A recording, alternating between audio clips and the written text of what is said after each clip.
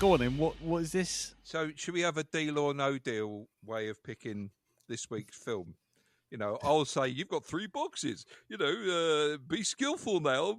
You don't know what's in any of them at all. There's no indication, but I know you're skillful enough to get the right box. Yes. Go on then. Yes. Oh, Go on we're all then. counting on you. We're all counting on you. Yeah. Oh, yeah. Good luck. Good luck. Yeah. Good luck. I didn't know Tony Blackburn hosted that. Yeah, he does, actually. He's been wearing a Noel Edmonds mask Right. all this time. It's not Noel Edmonds anymore. Who is it? It's that Pratt from Stephen Mulhern. Oh God, not again. He's everywhere. What? Really? Yeah. So Yeah. he's what happened to Noel Edmonds? Did he fall down like a mine shaft or something and then No, regenerated into he's- Stephen Mulhern? No, he's in New Zealand psychoanalyzing cats over the phone for money. Yeah, What? you weren't expecting that, were you? What? Yeah. But really? Yeah. Noel Edmonds is psychoanalyzing cats over the phone. Yeah. Yep. In New Zealand. Yep. Yeah. Do you know what? Funny enough, right? I saw I recently. bet that wasn't on your bingo card, was it? There was a TV program. I don't know if it was this morning or whatever, but they had him on there, right? And they were talking to him. All of a sudden, they went, "Hey, look, we've got a surprise for you." And he turns around as a bloke dressed as Mr. Blobby, right? And he comes, and it like causes chaos. And I'm not joking. It was almost like Noel Edmonds has sat there and just watched someone shit in his mouth. It was a pleasure to watch. Just Funny. the look. Of, You like watching people shitting? shit in Noel Edmonds' mouth. I tell you, I've got a subscription. Wow. Anyway, Kink shaming here. no kink shaming here. No. Hello, folks, and welcome to the Brown Dog. The Brown Log Podcast. Welcome to the Doggers podcast. I mean, we've been recording for the last, I don't know, fucking What? 2 minutes. Yeah, seriously. Seriously. You're I just thought- live on national radio. Yeah. Oh, shit. Hello, everyone. Welcome to the Black Dog 181. I'm Lee. I'm Noel Edmonds. I'm Darren. And I'm a box. And I'm a cat in New Zealand. Open me, It's Darren. like- Open me. Only on the weekends, Elton. I thought we talked about this before. Yeah. Psychoanalyze me, Darren, over the phone. Meow. Meow. Should we phone the banker? Should we see what the banker says? I have nipples, Noel. Can you milk me? I bet you. I lay money. There's a website for that. I bet if you googled Noel Edmonds milking cats, I bet you'd find it. That'll be I a bet Google Rule work. 34. Rule 34. No, it won't. Well, I don't know. Actually, I'm going to Google that. Fuck it. Live Googling. Noel Enable incognito. Enable incognito. Noel Edmonds milking cats. Someone think of the children. No, don't. No. Hold on. Noel Edmonds phoned my cat. That's what. That's come up. That's come up. Yeah. There's nothing about him milking a cat. No, that's it. Apparently, yeah. Should we ask him on Twitter? He's got to be on Twitter, isn't he? Let's ask him if he's ever milked a cat on Twitter. Let's phone him. Yeah. Hello, no. Yeah. I've got some problems. I was hoping you'd help me with. No. Matron. Literally, the BBC website, the Jeremy Vine Show, episode 22 of September 2016. Noel Edmonds speaks to Diana the cat and delivers a rousing speech to the rescue cat to raise her spirits Really? on BBC Radio. Raise her spirits. Okay. Meow. Well, thank you. No. Meow. There's literally a video. On Facebook of Jeremy Vine holding a rescue cat while Noel Edmonds over the microphone talks to it from New Zealand. It's a magical thing. I just don't even know what to say. I'm going to share it now. I'm going to put it there. I'm going to put it on the group.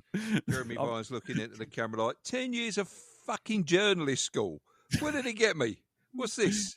Yeah, I'm sticking in the in our chat. There you go. You can have a look. Actually, it's on the Facebook group. People on the Black Dog Facebook group are going to be very confused. Why have we got Jeremy Vine holding a cat while Noel Edmonds speaks to it? Right. There you go. You don't have to look at Jeremy Vine's face, right? Okay, just that little image there, connected with it. It's like, fuck off. My career has come to this. Yeah, this is it. 1 minute I'm whizzing my tits off in front of a graphic screen, doing the election, and then 5 minutes later I'm talking to Noel Edmonds being crazy about cats. 1 minute you're given a graphical representation of how the election's going. The next minute, exactly, talking to Noel Edmonds about cats. Anyway, hello everyone. Welcome to Black Dog 181. I decided not to do the Jad jokes this week. I think that was funnier than anything. Fuck it. Shake up the format. Shake up the format. And anyone listening to this now can work out why they were on the Facebook group and suddenly a video of Jeremy Vine with cats suddenly appeared out of nowhere. Anyway, this week, as ever, we're going to see how everyone's week's been. And then we're going to do some feedback for last week's episode, which was Godzilla -1. And then we will go on to this week's episode, which is my choice, which is Night of the Hunter. Yes, a 1950s black and white film noir cult classic, I guess they call it nowadays.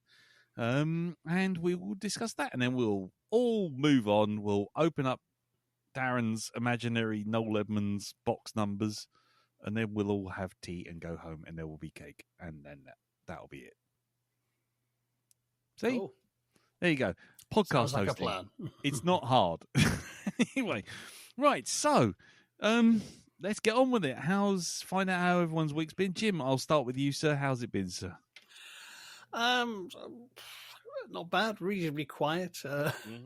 Bar me forgetting I'm not in my 20s anymore. Yes. Which involved kind of, it's election night. Let's stay up all night and watch the results. That was a and mistake. Inviting friends round. And, oh dear. I ended up staying up till, I had to wait till Liz Truss lost her seat, so it was about 7:30 when I crawled to bed. Not exactly the Eurovision Song Contest, though, was it? Oh, it was far better. Yeah. Far better. The songs were better. Oh, I don't know about that. Jacob Rees-Mogg standing next to a man in a baked bean balaclava getting booted out of office is fucking gold to me. Tell me the bloke in the baked bean balaclava got more fucking votes, please. Well, he's the one we remember. Exactly. There'll be statues of him up.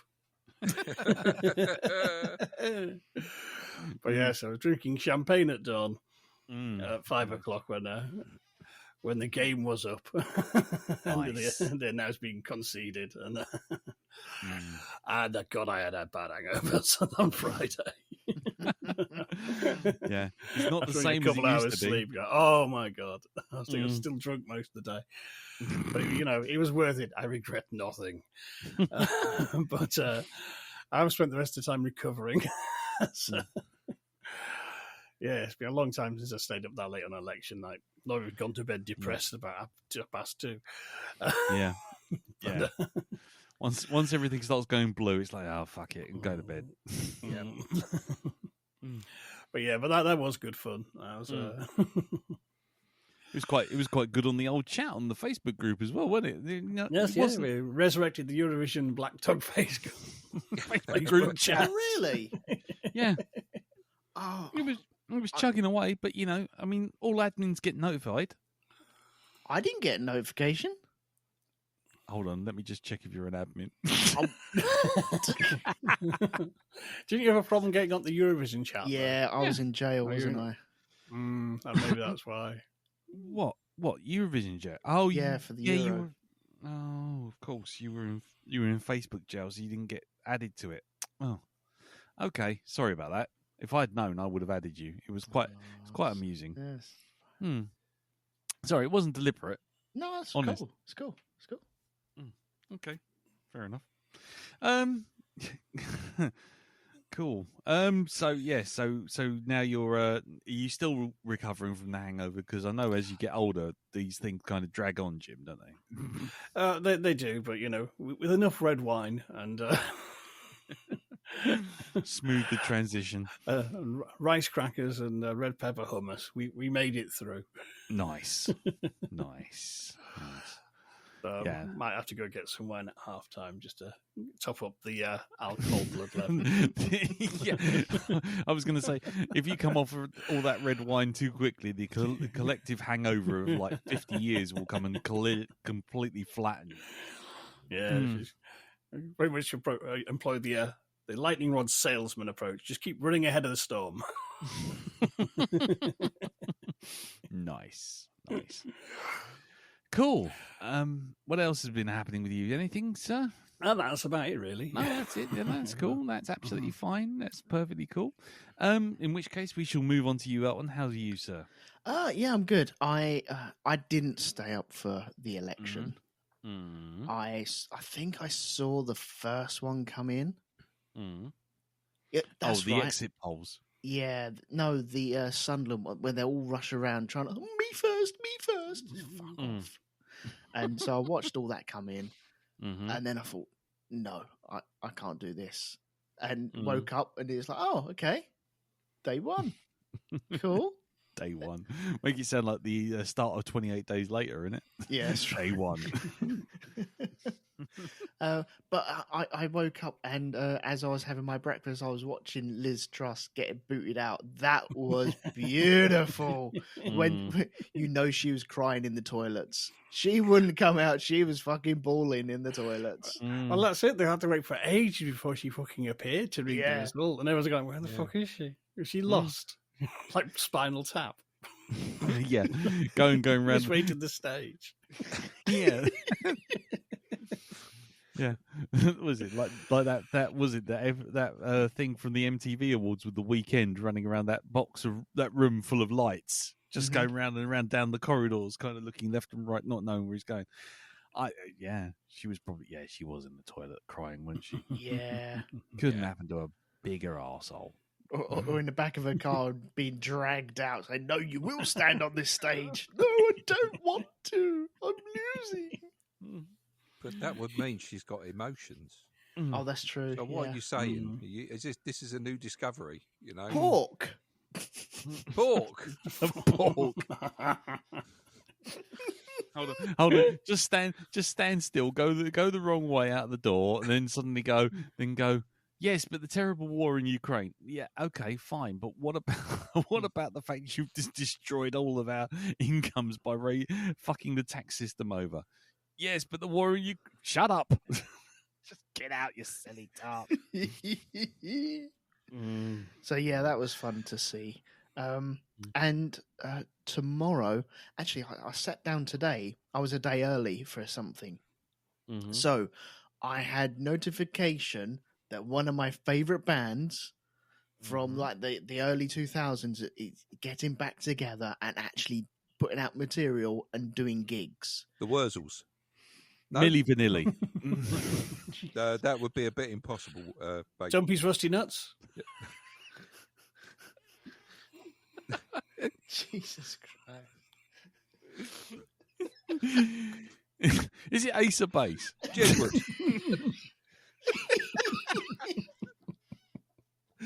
Oh.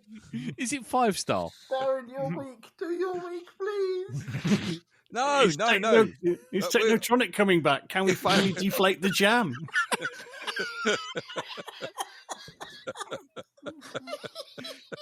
Is it the Venga Bus? Are they turned up? Is the Venga Boys turned up in the Venga Bus? Is it Snap? Is Rhythm still a dancer, or have it got a bad case of like arthritis now? The knees have gone, and so they're more sort of, sit there shuffling in a chair. No, I know what it is. It's Black Box, Right on Time. Black Lace? No. Black Lace. Is it From a safety point of view, never put Black Box Ride on Time into a search engine. You might get something you really don't want to see these days. But anyhow. Is it Glenn Medeiros? No? Enrique Iglesias? Or Henry Church, he was called in our house. Renee and Renata. Peters and Lee.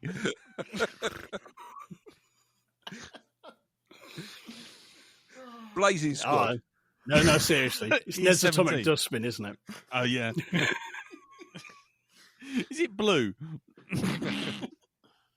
Oh God! Go on, then, Elton. Tell us who. Oh, no. Wait, it's really not anything.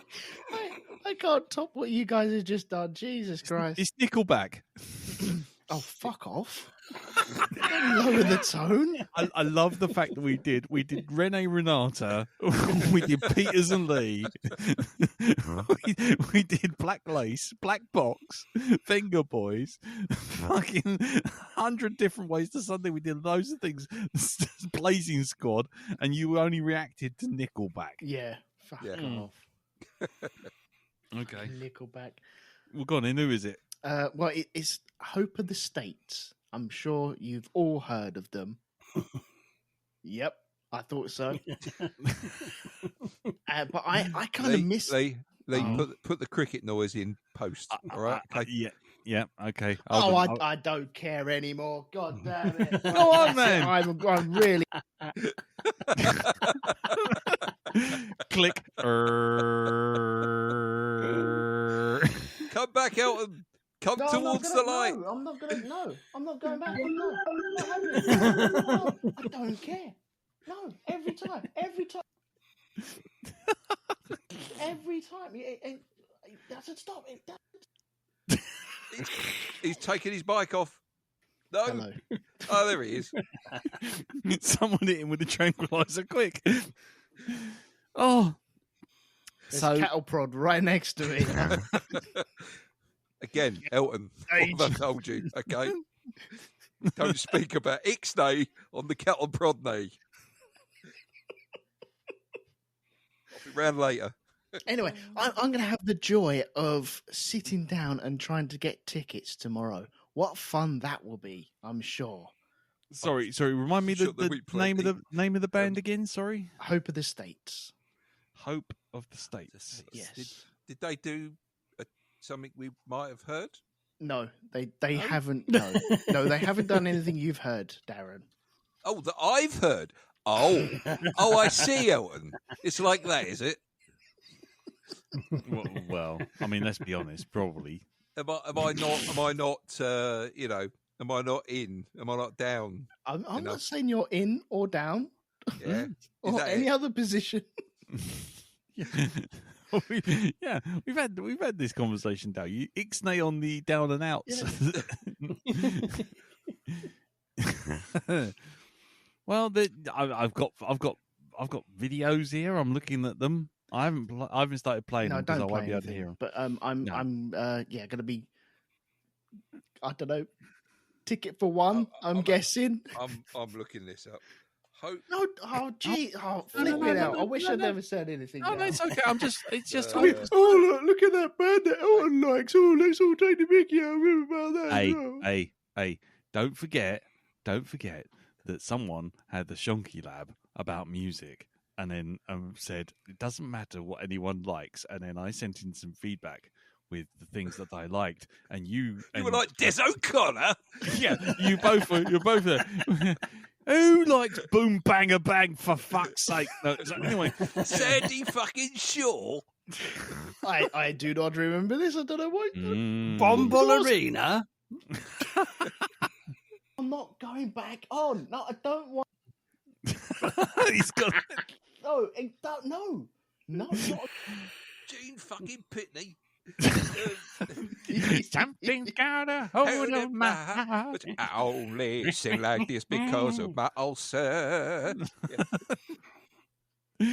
Yeah. Anyway, yeah. Anyway, I wasn't going to take the piss. I was just looking at the fact that it said enemy, and they're on the enemy cover for this day, cool. Saying "Hope of the States" on their return. It's loud, it's messy, and it has all the heart in it. There we go. An enemy described it as the Cult Zero's post-rock band are back in the UK reunion tour as news of new material and gives us a glimpse of their loud future. Cool. There you go. So yeah, I'm going to be going to the London. There's 3 gigs at the moment. One in Scotland, one in Manchester, and one in London. And I'm going to be going to the one in London.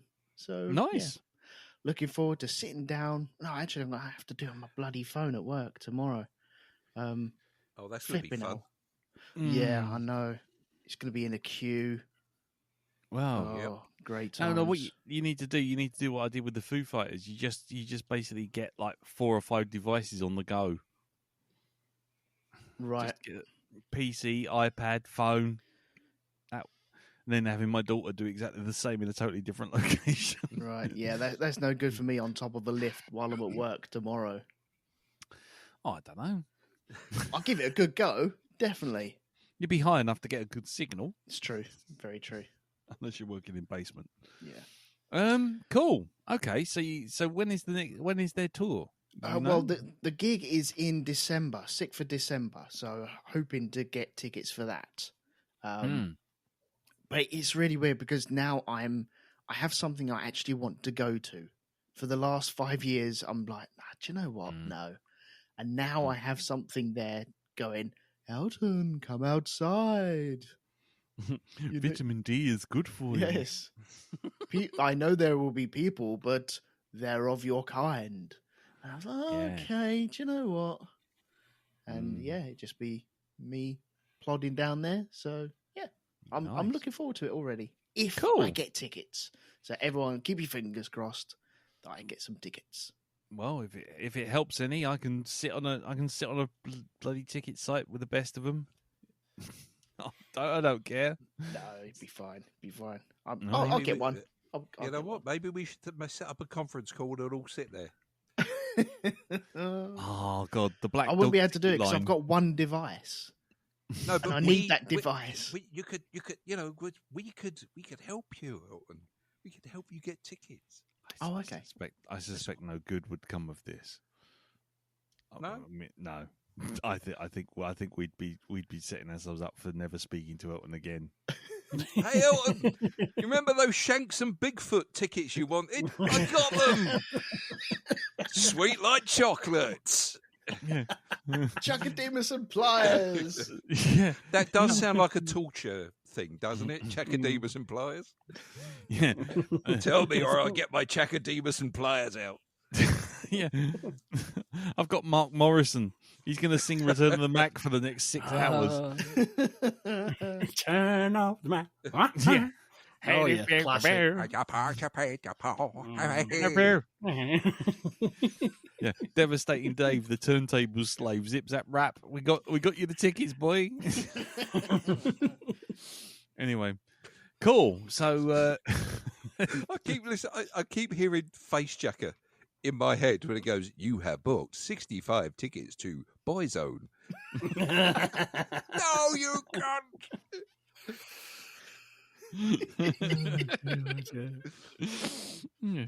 You have got all the tickets for ABBA Voyage. The ticket cost will be approximately £17,400. Is that correct? No. You have selected yes. No. Anyway. Congratulations. You have front row tickets to Scatman Dave. Yeah. What? Yeah, you've got the Ladyboys of Thailand. Front row tickets, ping pong ball seats. No. Anyway, so anything else, sir? No, that's it. Tune in next week to find out if I got my ticket or not. We all have faith. We have faith. You'll do it. Trust you. Yeah. And if you don't, we promise we will not mock you mercilessly. While you guys have stood there with all your tickets, and I'm like, no, I didn't get on. Couldn't get on. Couldn't get reception. Oh dear. I don't even want to go, and I've got 6 tickets. Yeah, would you like to buy some at inflated prices? Yeah, it would be terrible if someone would like want these tickets. I mean, I'd hate to capitalize. I'm setting one on fire right now. Yeah, I'm using one to just prop up this cup. Oh dear, I've run out of toilet paper. What have I got here? I happen to have 30 tickets. Yeah, I folded this one in half. I don't know why. I might use it as an aeroplane in a minute. It's the right kind of paper. It will fly very far. It might also make the pond. Desk seems to be wonky. I might place it underneath one of the legs. Yes. Just to stabilize it. Yes. You know Cool. why? Because I can. Because I'm a cat. Anyway. Right. So, all right then. Well, moving away from mocking Elton mercilessly for his inability to order tickets while 75 floors up and repairing a lift. How's your week been in Dal? Well, I've spent some of it out of the country. Believe it or not. Yes. That Interpol extradition thing finally came through then, I guess. Yeah, exactly. I had to leave quickly. It was a decided, right, let's go on holiday now. So which country did you go to? Well, we didn't go to Australia, Elton. That was your thing you were doing. This is not more Austrian than Australian. Oh, right, okay. Really? Seriously? Hold on. I think I should have a totally new jingle for Elton's accent. No, that's Oh, not. please. Elton's international accents. Yeah. Anyway, go on. So where did you go? Offending the world since 1992. We went over to France because it was Maria's 16th birthday. So we decided, or we asked her, where do you want to go? She was like, we'll go Paris. I'm like, okay, we'll organise that. So we went over to Paris for a couple of days. Loved it. Really, really good. Well, up until a point. Okay, don't get me wrong. All the French people we spoke to were absolutely lovely. This is what we found also. The stuff that we normally get over here food-wise, for some reason, tasted so much better over there. Like cans of Coke and that kind of thing. The only thing that tasted the same were basically bags of crisps, but everything else seemed to taste a lot better. Almost as if a certain process that we'd followed in this country might have affected flavourings and stuff like that we were receiving from abroad. I don't know. I'm just saying. But there you are. Okay. Really? Do you think so? I don't know, Elton. I don't know. I'm guessing. This went from a hey, I've been on a holiday to by the way, Brexit. I never said anything at all. I never said that at all. I just said maybe something happened and maybe that's affected the quality of food here. I don't know. Maybe it is. Who knows? But we let's see. So what did we do while we were over there? Well, we only had a couple of days, so we tried to fit sort of like all the main touristy things in. Things like we went for a boat trip down the Seine. And did that. That was lovely. Went to McDonald's in Paris. Yeah, went to McDonald's in Paris. Pleased to announce, because the buns for the chicken sandwiches always seem to be different. This one was a square one. Okay, so there you go. You've got that. No, actually, we didn't. Yeah, every country I've been to, in my early days when we went to various different countries, we always made a point of going in and just getting a burger from McDonald's. Right. And that's what we used to find, is the chicken sandwich was the only thing that kind of changed, really, bun-wise. But that's enough of that. I know. Hang on. Bun-wise with Barnard. A new food series coming to Amazon Prime. McDonald's buns from around the world. This week, France. Yeah. Today, Darren puts some meat in some freshly spread buns and then gets arrested. Join me next week when I'll be in Azerbaijan. In where? Azerbaijan. Where? Azerbaijan. Just over the border from ibuprofen. Yes, exactly. Fuck off. Don't mock the Ibuprofen. ibuprofen. Next week I'll be in ibuprofen to have a look at what the buns are like there. And the ones in McDonald's as well. Let's not forget those. Yeah, International Bun Watch. Indeed, Anyway, yeah. indeed. Okay. So, Coming soon. Pornhub Community. when, I don't know what that is. Allegedly. went Yeah, up go on. went up the Eiffel Tower. Okay. Of course, went and I've been to the Eiffel Tower before, never been right to the top. Right. Got to the bit just before you kind of go outside to where you're kind of open to the elements. Mm. And I've got to say, when you get outside and there's no glass or anything like this protecting you and the wind's blowing, Mm. I don't know. It's just like suddenly it just felt really unsafe. Yeah, it's because the fucking thing sways. It probably does. I wasn't even noticing that. It was just because it was open to the elements. And it's Because like, you're on scaffolding, that's all. yeah, slowly you're like stood away from the edge. That's all it is. Yeah, They, it they is, haven't actually. built You're the right. actual tower. It is, It's yeah. been stood for 200 years, and they're That's right. paying £10,000 per week on that scaffolding, and they're yet to build it. Jesus Christ. And there was me also trying to convince Maria that the thing that this tower was the most famous for was from that bit in Superman 2 where Superman flies the bomb in the lift through the roof of the actual tower into space. I said, you'll remember this now. This is what it's most famous for. It was nothing before that film came along. Yeah, until Margot Kidder hung off the bottom of the lift. Exactly. Yeah. Exactly. And then they melt it in G.I. Joe. Yeah, there you are. What? See? Did they? Yeah. Spoilers? Oh, as if you're going to watch it. I'm Well, sure it's we your will at pick some soon. point. Yeah, I was going to Yeah, say, it's you only a will. matter of time. It's only a matter of time. Indeed. We also went to the Louvre as well to go and have a look at the fucking hell. That's a big place. The That Louvre? is- yeah, the Louvre. It's fucking massive. We didn't even get most of it done. I think we went through half of it, and then we were just like, "Should we go now? Are we done? Can we go and find somewhere to sit now, please?" Jesus. But yeah, went in there, did three of the big exhibits, which was the statue of Athena, Right. the Venus de Milo. Did you no oil protest as well? Yeah, no, I did dirty protest. That was because I just had something dodgy the night before. So it was like, an involuntary dirty protest. Nice. And also went to see the Mona Lisa as well. Oh, And went in there. Oh. Yeah, carry on. Is it? That's Judith Chalmers? No. Yeah. Oh, actually, I could tell you about Judith Chalmers, but I'll tell you that. Hold on, let's just keep that running. Okay. Hold on. Oh, fuck's sake. The bloody volume. Go on, keep going. Go. Okay. Ignore it. Ignore it. It's hard to ignore. It's quite loud. There you go.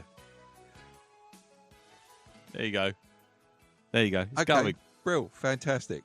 So we went in to see the Mona Lisa, and it's like, okay, I've seen it.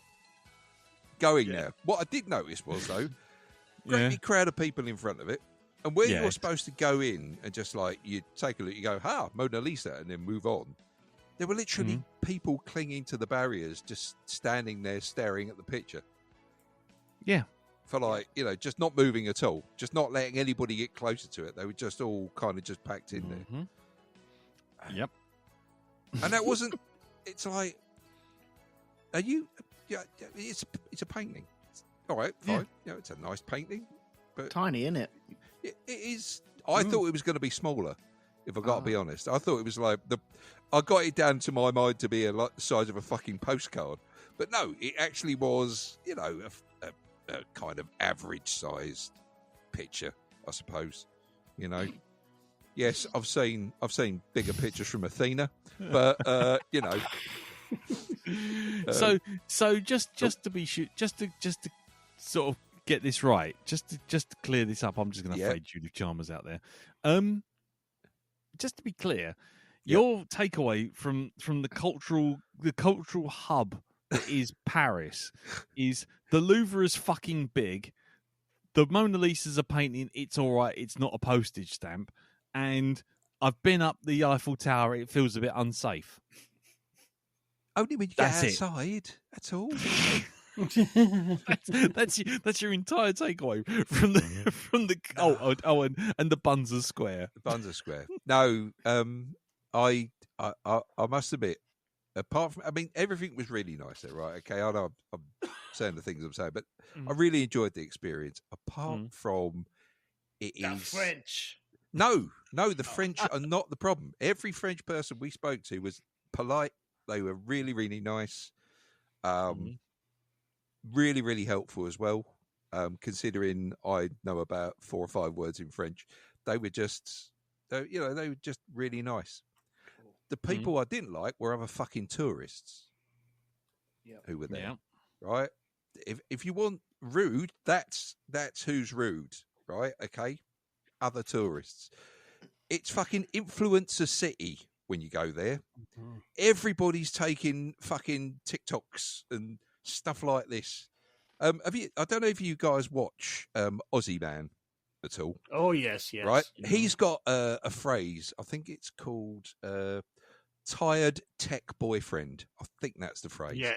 And it's always the boyfriend of the influencers who they sort of like, you know, you've got the girls who are all done up to the nines and that, having these special photographs taken and what have you. And you look at the boyfriends and they look like Bob, the IT technician from The Office, right? They're not dressed special.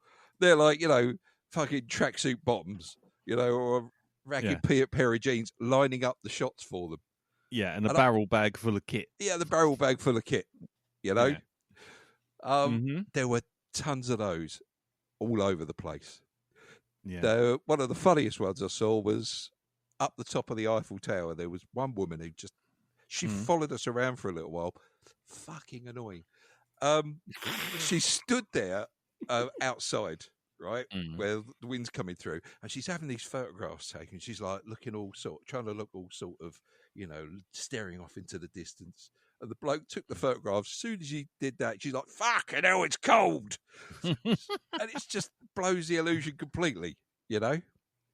Quite literally, yeah. So, saw a lot of that there. Saw some fucking common sense failures as well with some of these people. We're waiting to go in to the part where the lift is to get up to the top there. And, you know, you go through the bag searches.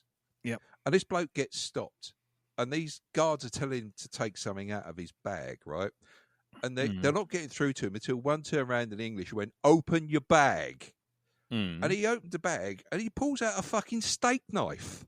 Oh God! And I'm not talking about a tiny one. Fucking this, it must have been about 7-8 inches long. This thing. Salt Bay, was it? No. And he's looking at them as if like, what? You mean this? It's just fucking hellfire.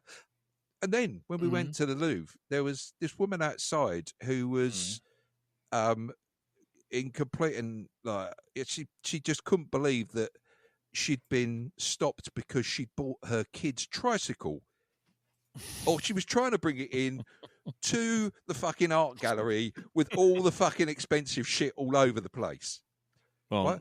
You're not letting me in with this, but what will my child ride upon? Yeah. Like, no.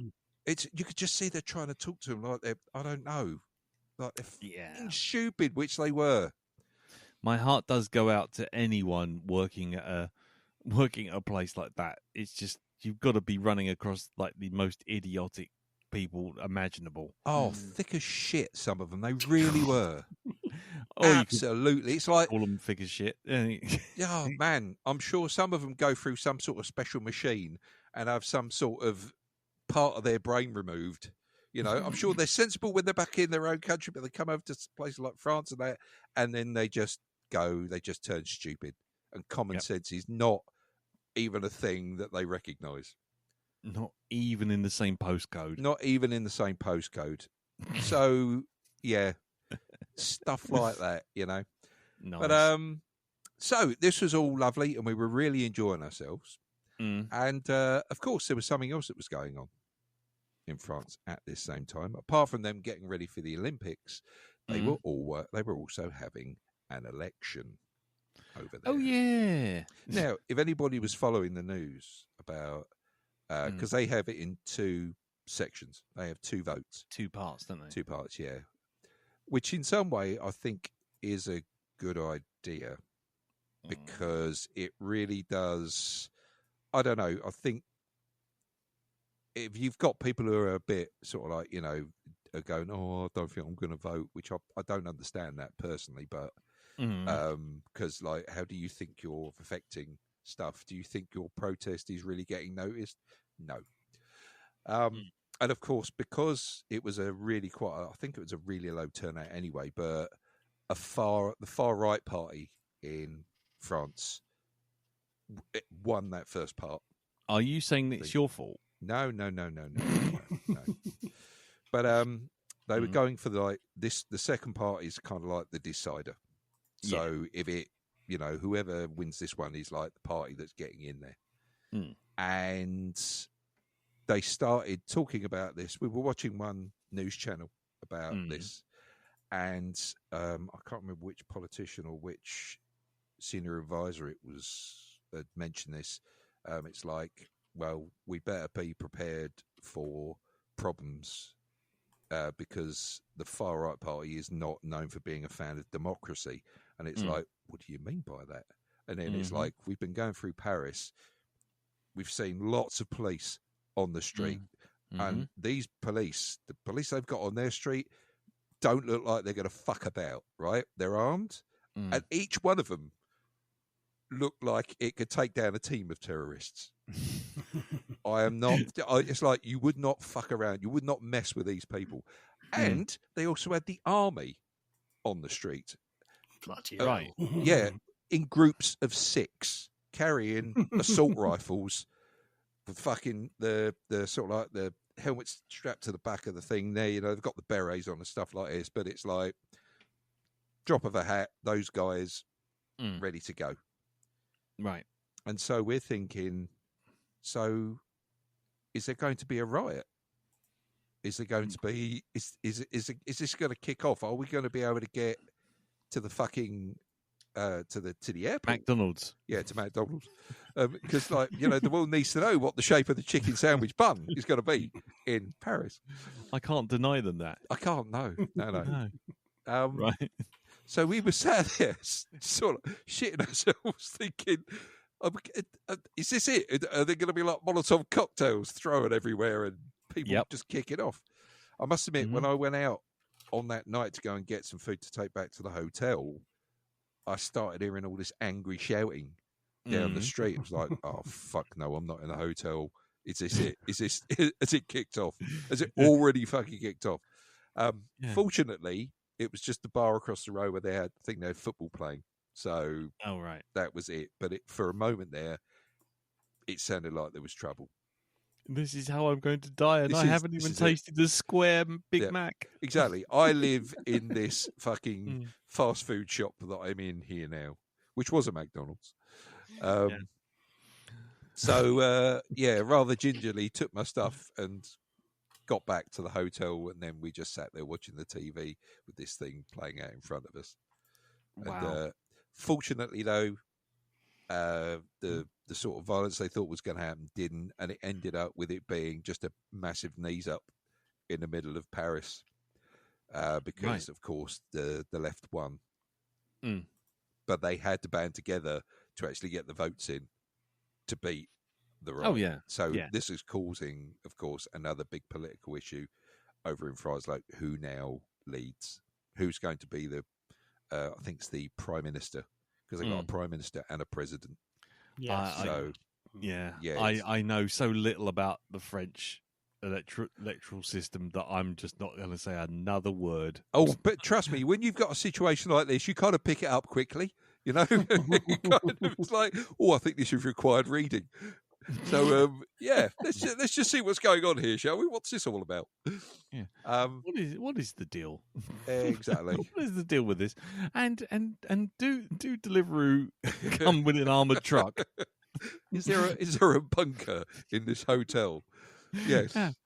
Do Uber Eats deliver by helicopter? Yep. Nice. So yeah, but apart from that, no, it was a lovely weekend. Thoroughly enjoyed ourselves, and we'll probably go back there at some point. I think. Fair enough. Nice. After everything's calmed down, so Nice. once the political situation has completely stabilised, yeah, why not? Give it a go. What's the worst can happen? Yeah, what's the worst? Yeah, I went to Barcelona with the family on the same week that the Catalonians were trying to demand a referendum to separate Barcelona from the rest of Spain. Oh, lovely! that was fun. Yeah, I bet. Yep. Yeah. So you pick your political moments is what I'd say if you're going on holiday. Well, apparently this was a snap election. They decided this. Somebody wanted the power. Yeah. Yes, they did. Yep. Don't say it too loud because like Elton's trying to get tickets. I've got a feeling though, rhythm wasn't a dancer in this case. You know. So now just to conclude your worldwide tour of France. Yeah. Louvre, fucking big. Oh, it's got some really. I'll tell you what. There's some really interesting stuff in there. The paintings as well. I've got to say, quite a few of them. You look at them and it's hard to believe that they're like 200 or 300 years old because the colour is so vibrant in these pictures. It's just they don't look like pictures that are a couple of 100 years old at all. No. They're really, really well preserved. Although that's probably because they don't allow small children on tricycles in there. No. So, it's funny how that goes. Yeah, it is, isn't it? It's funny how that. I think that's the thing there with this. Yeah. No chocolate-handed children go, hey, let's add to this. Yep. Yeah. I think Picasso would look much better with a moustache drawn in crayon. Yep, he would. Yeah. Starry Night would look much better if I draw a moon. Anyway, cool. So, anything else, sir? No, just that. Okie dokie. Well, in which case, I'll keep mine brief because I literally have done only two things. One, I bought myself my new car. I got myself a new car. What did we get? Ferrari, Lamborghini? No, I have a Toyota Yaris Cross. Close. Yes. So close. No, it's a hybrid car. Oh, I did do. Oh, sorry, I've got to add one other thing to it. So it's a hybrid. It's going to have to last us another 20 years. But I tell you what, it's been a long time since I bought a car that actually works. No, don't knock my the Falcon was good. The Falcon was fine. You gave me that piece of joke. Yeah. Well, madam. Yeah, and basically, it's lovely. It's a lovely car. It's got all these buttons and knobs and things it does that I still haven't decided. It's turned driving into a game thing because on the display, right in front of you, you got your speed and your gears and all this kind of business, fuel and whatnot. But right in the middle, it's got a thing where it shows you the wheels, the battery, and the engine. And as you drive, one comes on and supplies power to the other two. But then you realise that the battery's going down as it drives on the battery automatically, and then the battery starts to fill up when you do things like braking, or the engine comes on because you've gone up to a certain speed, and you're driving along and you're thinking, I'm gonna fucking fill that battery. I'm going to fill that battery. And there's a little bar along the bottom going how eco-friendly you are driving. And then it gives you a score out of 10 on how ecologically friendly you are when you pull over. You pull over and it goes, your driving, your braking generated this much power. So that's a 7 out of 10. And it's just like, I'm being judged by my fucking car. Mm-hmm. It's like, oh my God, but you know what? I still haven't managed to fill the battery right up. So that's my challenge for this weekend. I'm going to do that. I'm going to get that battery full. It's good to have goals, man. It's good to have It is goals. good to have goals, yeah. I bet it turns out I can't fill the battery up and the battery's run out. I hope not, because it's going to cost me 10 grand to fix it if it does. Yeah, don't go to Quick Fit, all right? No, don't go to Quick Fit. I'm never going to Quick Fit ever again. Yeah, the other thing I did do is I went on a bat walk. Carol and Lisa wanted to go on a bat walk, yeah, in High Elms Forest. Okay. And I'm going to be honest with you. It's one of those nature things. You go out, the kids go with you. You go with a group and a ranger and a guide, and you go into the forest. It gets really dark. It gets all a bit spooky. You hear some of the animals. You hear owls. You see a couple of things flitting about in the forest, and you go around with your bat detector, yeah? Now, that's fine. And you hear the bats kind of flitting about, and you can hear them kind of doing this kind of as they're kind of zipping about. Yeah. That's all cool. But unfortunately, it's been pissing with rain. It's freezing cold, and not a single animal wants to come out at all. And there you are in the forest and in the pitch black at 10 o'clock at night with a bunch of strangers and a guide and a ranger. Now you're standing there, the mud's riding up your ankles, and you're sitting there thinking, "What am I doing? It's a Saturday night. I'm in the fucking dark. It's pissing with rain. It's freezing cold. No sensible animal apart from humans is going to be doing anything in this poxy forest." And the guide clearly was like, it was her first solo outing because the ranger was keeping an eye on her. And we're going out, and she's going, "Guys, I just think I just saw a badger." And you're like, "Where?" It was over there somewhere. Oh, right, okay. "I'm sure we'll find some glowworms under a log." Okay, go on in. She stomps off, lifts a log up. "Well, they were here earlier, but you know what? We've found snails the right size that they eat, so there'll be some around, I'm sure." It's 10 o'clock at night. I'm freezing cold. I'm covered in mud. There are no bats. There are no animals. It is cold. I want to go home. Lee, can you do me a favour? Can you Yeah?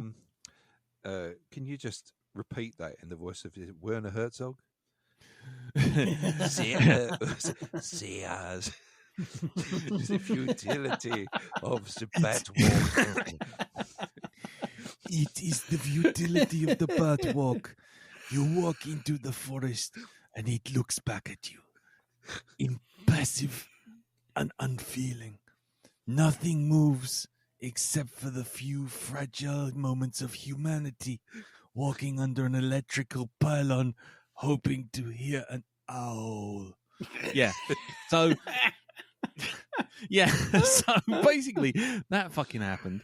But better than that, Oh my God. the ranger's going, "I've got, because he's come with his daughter to sort of like, because he's obviously got custody or something. So he's got the daughter. She's wandering around. She's not happy. No. We're wandering about, and then all of a sudden, the ranger's like, "Oh, I've got to go," and he wanders off, and he says, "Right, okay, well, anybody who wants to go back to the car park, we can go back to the car park," and there's all these people looking at this really bedraggled sort of guide, and we all go, "No, it's okay, we'll stay with her." And she's like, "Right, okay, guys, I know you're all enthusiastic about nature and being out in nature. Do you know what? I hope you don't mind, but sometimes I get a little carried away. So we might be here past 11 o'clock. And he's like, "You what? Pardon? You are going to have dinosaurs on your dinosaur ride?" Yeah, excuse me. I was told there were dinosaurs. Yeah. So, so there we were, miserably traipsing about in the absolute pitch darkness until we found a moth trap, and someone showed us some moths in the middle of the fucking forest in the middle of the night. And the guy that does Bodger the Badger as well. Bodger the Badger. Yeah. We found the members of Duck Dynasty hiding behind a fence. No, and so we traced back. Something. Yeah, we need something, anything. It's sort of like, and we walked back to the car park. And the little girl Right. Now, bear in mind, you have to understand that this car park is essentially a big pile of gravel with some cars just dotted about randomly. And then we're standing there, and then all of a sudden, this little girl, she's got there's all these concrete posts all around the edge, sort of delineating where the forest starts and where the car park begins, sort of thing. And she pushes one of these concrete posts, and it fucking breaks. And it rolls down the hill towards the cars. Oh. Now, my fucking brand new car, I'm sitting there thinking, oh, fuck that. The hybrid! my precious Toyota. So anyway, but the thing was, in the light, I hadn't really noticed that they were concrete at the time. And it looked, because it's all decayed concrete, it looked like log. It looked like a log. And I'm thinking, I can stop that with my foot. I could stop it with my foot. My foot, however, didn't particularly like the fact that almost like 60 kilos of concrete rolled straight over it, up my ankle and up my thigh. I'm just like, and it rolled all the way back down. How many hours in A&E was it? It was plenty. Plenty. So yeah, at this point, the ends of my toes are still numb. Oh, no. That was on Saturday. What is it now? Tuesday. So yeah, that was fun. So yeah, fucking love it. Go out in nature, get covered in shit, listen to nothing. Yeah, stare into the abyss. Get the Werner Herzog moment. And then I had a concrete post over my foot. I could just see that being filmed, and you're like, I can stop this. You go in there, like, kick it like a football, and as the foot almost contacts the thing, it just goes fade to black. yeah. Dum dum dum. I can take a kick and yeah. Anyway, I've got it. Yeah, I ain't got it. And yeah, it was very, very painful. The only other thing I've done this week is I fell into that horrible sunk cost fallacy of watching a streaming show and saying, this isn't for me, and then having some bellends tell me, no, stick with it. It gets better after the next episode. And me going, okay, getting to the next episode and going, I don't think it's for me. No, stick with it. And then getting like 4 episodes in and thinking, no, this really isn't for me. No, oh, you're on episode 4. No, watch the next one. Oh, there's only 8 fucking episodes. Fallout. You didn't enjoy it? I am on episode 6, yeah, and every episode feels like a slog. And I know that's partly because I'm not into Fallout, but for me, it's just really not pressing my buttons. Right. It really isn't. I mean, people like it. I know that, and I know I'm in a minority here, so that's fine.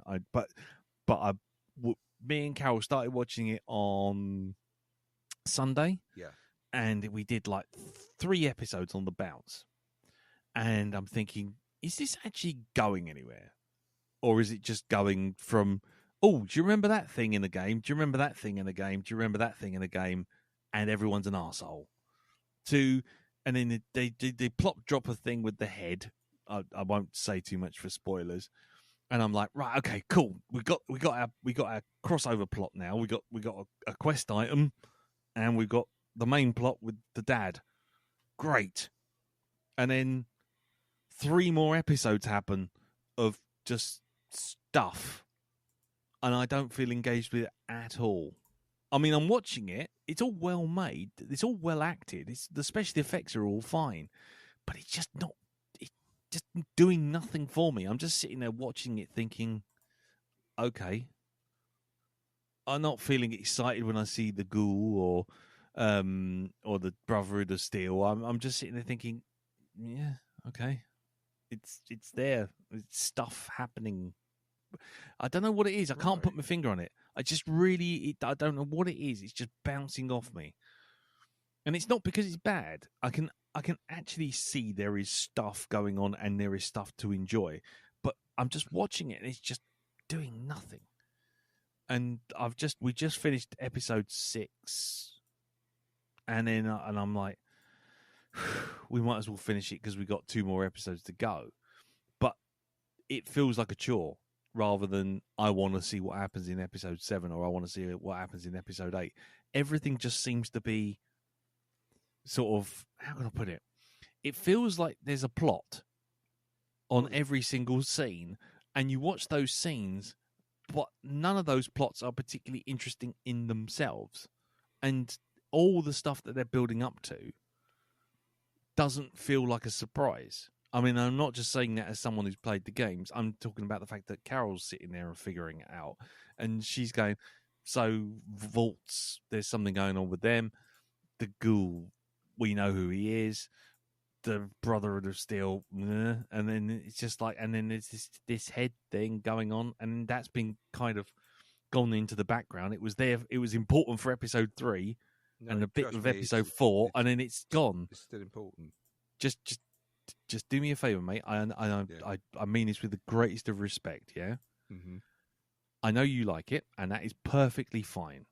But please, for the love of God, do not say to me it gets better in the next episode, because I have had that for the last fucking 3 days from certain people sending me texts going, no, wait till the next episode, and me going, no, it's really not for me. If it doesn't work for you, then it's not working. The only thing I like about it is the score.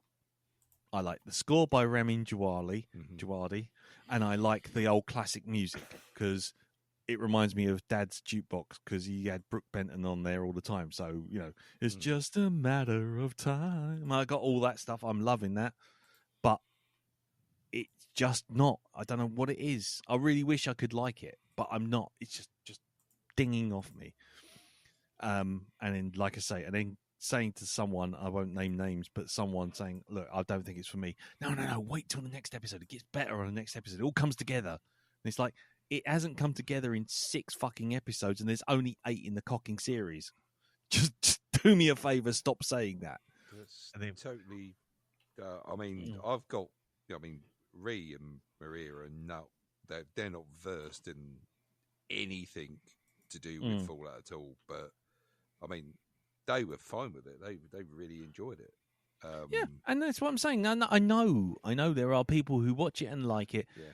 And I'm not saying anyone's bad for liking it. I'm not saying that at all. No. It's, like I say, if it doesn't work for you, then it just, that's it. It's just not going to work.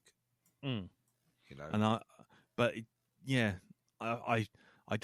don't engage with any of the characters. I find them all despicable or frustrating in some way or another. Especially the ghoul. 1 minute we're supposed to think he's cool, next minute he's being a dick. 5 minutes later he's someone else, and it's just like, okay, so beyond looking cool, what you got? And then the main girl, who is so incredibly painfully naive, which I know is kind of part of the point, but you're sitting there going, at some point you gotta wise up. At some point.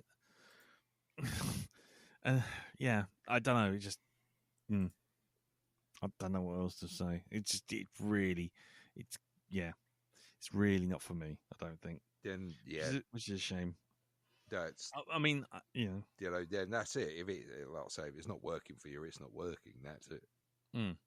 I mean, like I say, I've since watching stupid shit like fucking Obi-Wan and all that kind of stuff, which just insulted my intelligence at every fucking turn, I do feel like I have to give a series to tell me if it's any good, because you can't just judge things. Otherwise I would have stopped Babylon 5 after like 6 episodes and just bailed on it and never come back and denied myself something really good. But I am kind of exhausted with it, but I will see it to the end, but I'm not expecting it to suddenly turn around. If it does, fine. It's happened with Andor, but and even Andor did it about midway through and turned the corner, whereas this just every time it seems like every time a story is actually starting to happen, it goes, nope, stop. Let's watch this over here, and you're like, right, okay, fine, I'll watch this in there. Yeah, just about. Oh no, we'll stop, and it just seems to be constantly throwing you cliffhangers every scene. Every scene goes, and then she opens the door, and we're over to the ghoul, and then he gets punched in the face, and then we cut to the brother and still, and then he opens the door and finds a robe, and then we cut to another thing. It's just like, just settle on a story for one fucking episode and stick to it. And then it's like, and by the way, flashback, and it's like, just stop. Just fucking tell me a single story, a coherent story in one episode that makes sense. Don't just keep chucking shit at me and expecting that to count as a thread. It's just not. It's just cutting a scene in half. But that's just me. Like I say, I know it's just me, so we'll leave it there. Right. Anyway.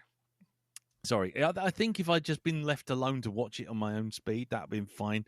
But just constantly being told episode 4 it goes. No, it's never episode good. 5 it goes. It's just like, fuck off. And I actually said that to the person. I just muted them. I just said, fuck off. I think it's, you get that.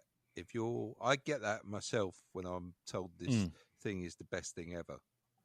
Right? And then it's like, I'm really going to hate this, aren't I? You've told me that now, and I'm expecting it to be the best thing ever. Yeah. So, exactly. It's the whole thing of just watching it at your own pace. Yeah. You know, and just letting it sink in. Where the ghoul's concerned, all I will say is, and this is even before getting to the very end of it, I had my theories about the ghoul. I think my theory about the ghoul is right, about his personality and stuff like this, where that's concerned. It's quite an interesting study. There's a bit more to him even before getting to the end. I can't say any more than that. Well, maybe we'll talk about it a bit more next week, because I will have done the last 2 episodes by next week. Sure. Yeah, like I say, though, mate, if you find it ain't working for you, then that's it. It's just not going to work for you. And there's a possible blaming of people henpecking you about it. You know, and it's just like, no, just sit and watch and take it in, and you know, just deal with it that way. Just watch. Okay. But there's still stuff to come in it. I'm not going to say it gets better, because it's down to you to decide that. Yeah, that's fine. I mean, let's leave it there, because otherwise it'll turn into just the Fallout review podcast. So, all right then. Well, let's quickly get through some feedback, because last week we obviously reviewed Godzilla -1. Interestingly, it's the most feedback we've had for a while, so I'll try and get through the most of it. There is one whole thing about the plane. There is a whole thing about the plane, which I may not go into, because my eyes will slip off of plane information. But we'll get to that. Anyway, so the first thing, last week we were sent an email by Gary Madden. Gary Madden, sorry. And he writes, "Hey there, doggies. It's been forever since I was able to feedback on a film. You know, life, work, the pursuit of reasonable dissatisfaction with the general concept of happiness has all gotten in the way. Hopefully this marks a turnaround, and I'll be able to join you on some feedback more frequently. I more or less liked Godzilla -1. It took me back to my youth of seeing the big guy fight smog monsters at a drive-in theatre with my dad, who sadly passed away a few years ago. -1 delivered some classic Zilla-isms: the roar, the wading through town, scrambling locals, and even munching on the crosstown train. From past stories, I expected to see one of the Black Dog cast on that train. Yeah, my old days on the train. But that train was actually moving, so it couldn't have been me on there. But there you go. It was all pretty good, but there are a couple of exceptions. Firstly, the CGI Zilla seemed, stiff.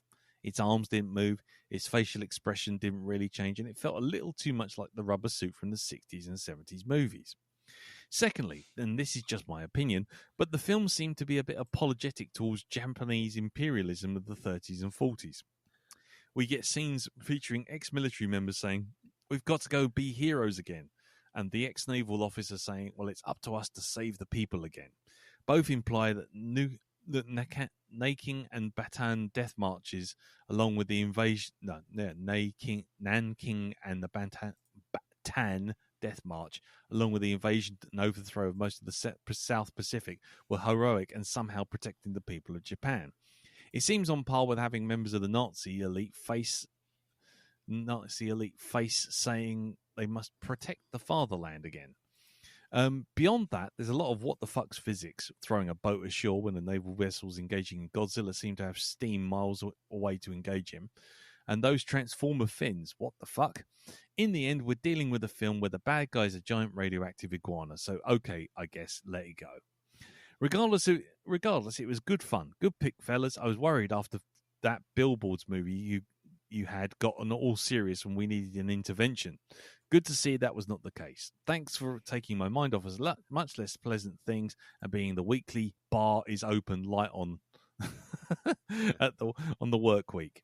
So live long and prosper, Gary Spock, Mr. Spock Madden. Yes, harking back to the days before when we used to call him Mr. Spock. So yes, yeah. Well, there you go. So, I mean, as far as apologizing for imperialism, I mean, you've got to obviously look at it from the people who are making it perspective as much as anything. But it's also, I felt kind of the whole point of Godzilla -1 is it's not the government, it's not the military who are dealing with this. They've left the poor Japanese people caught in the middle. And it's not much whether they have to go and do their duty again. It's kind of, well, who else is going to save us? Because we don't trust our government to do it. That's very true. I was also gonna say there's also the cultural perspective of the people who are making it. So, for example, just to throw in a little hand grenade for Darren, you know, it's like the American crew rescuing the Enigma machine on U-571. You know, it didn't happen. That's silly, but you know, American people made it, and so American people did it. Or was it Independence Day?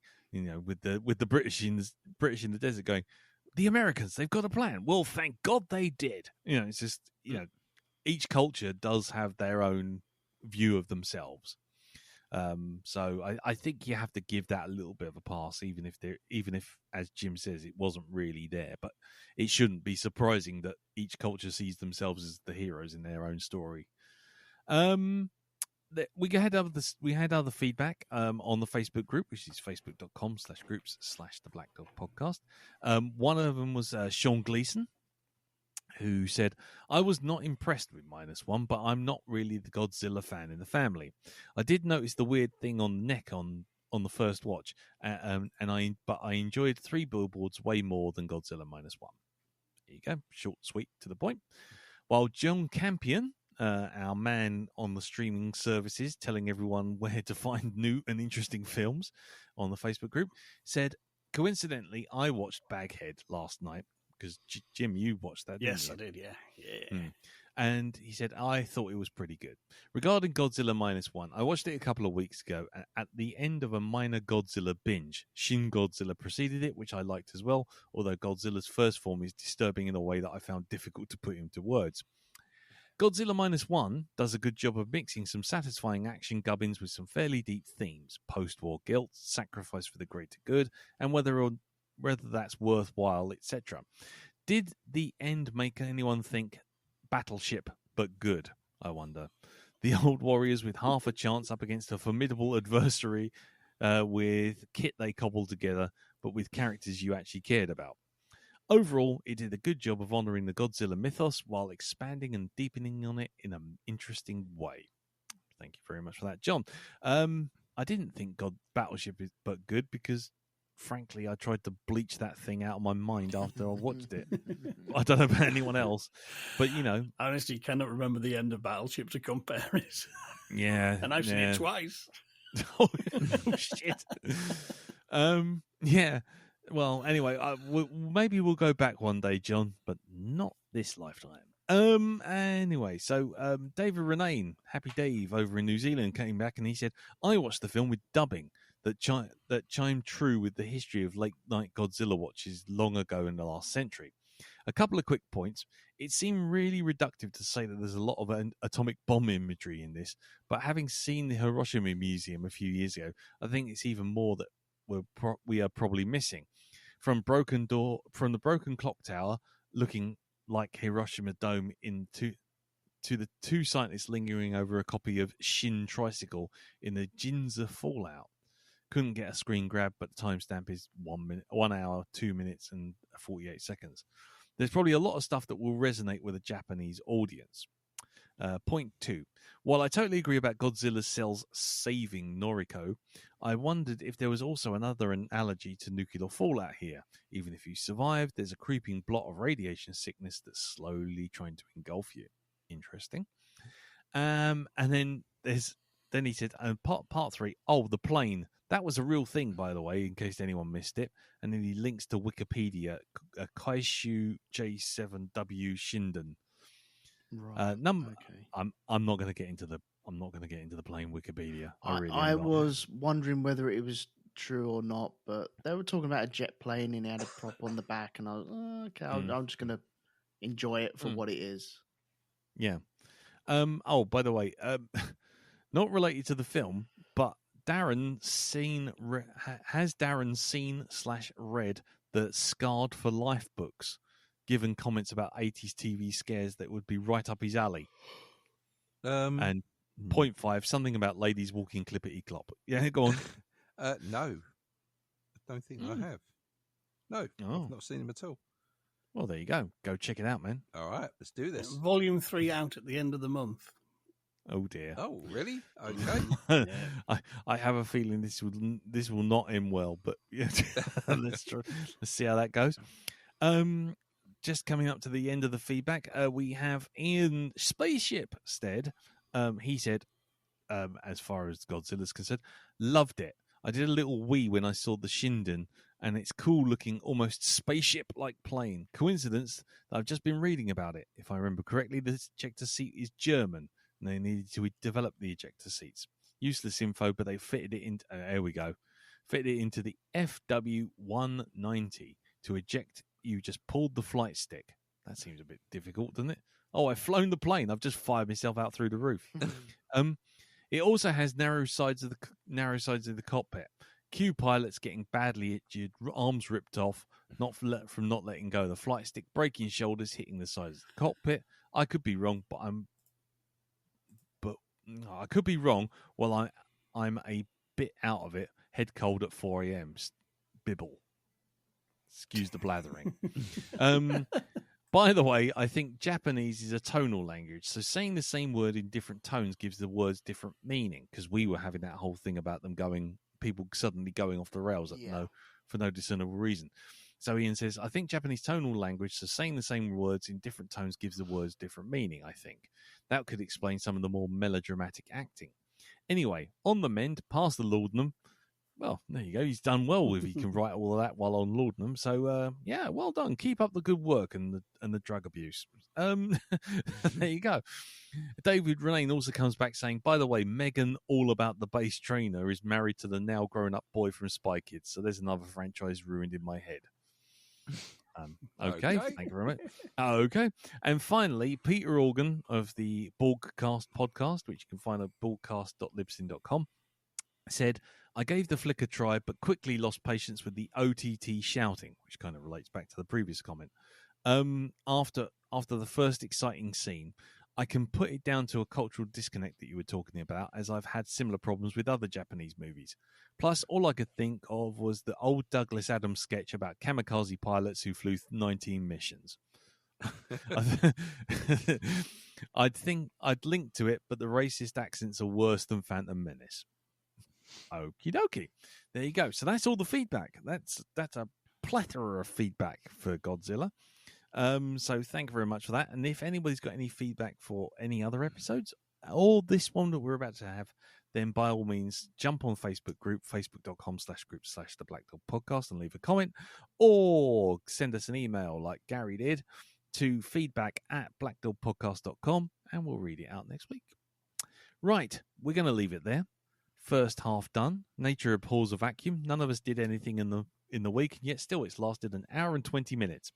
So let's leave it there, roll a jingle, and we'll be back for Night of the Hunter.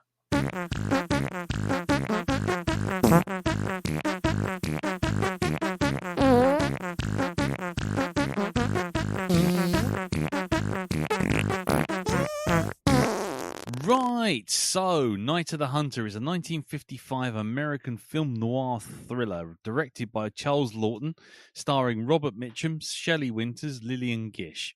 The screenplay by James Agee was based on a 1953 novel of the same name by Davis Grubb.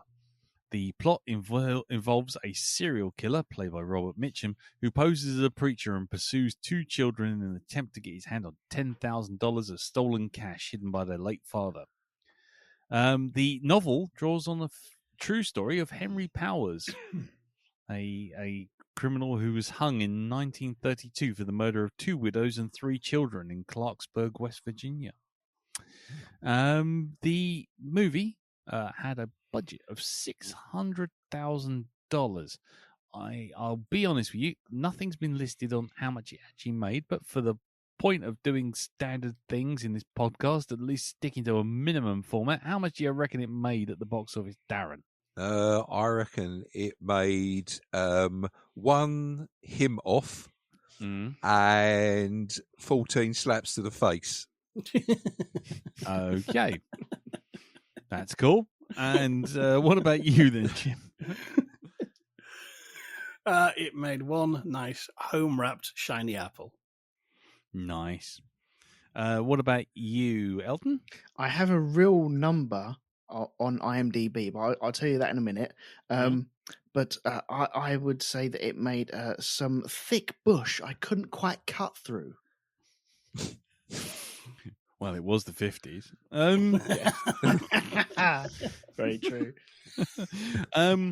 Well, actually, you're all wrong. It's actually a waterlogged Model T. Ford is what it made. Oh yeah. So anyway, what did it actually make, Elton? If you've got the figures? On the box office it says budget $795,000. Okay, so that contradicts the wiki. So yep, go on. Gross worldwide is $5,455. Wow. Okay, that's either wildly inaccurate or I don't know. I'm just reading the numbers. Or it's a massive flop. Well, no, it didn't do well in its first release. It's why Lawton never made another movie. Oh right, okay. Well, maybe it did flop. Much like a lot of the film classics we love, actually, the critics turned their nose up at them back in the day. It's a Wonderful Life is another that flop bombed really badly. Oh right. And Night of the Hunter was a case of much like It's a Wonderful Life. It was people seeing it on like second run screenings and later on TV. People said, "Have you seen this movie?" Oh, interesting. Yeah, because it's the Blade Runner Shawshank Redemption thing, isn't it? People coming back to it from home the video. Sleeper. The sleepers, yeah. Cool. Okay then. Well, yeah. That's how much it made. Let's go around the table and see what everyone thought of it without spoilers. Very briefly. So I'm going to go last because obviously it was my pick. So we'll start with you, Darren. What did you think of Night of the Hunter?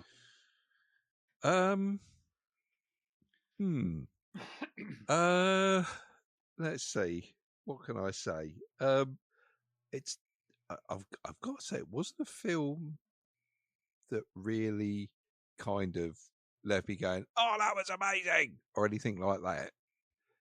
It seemed more like a bit more like a fever dream.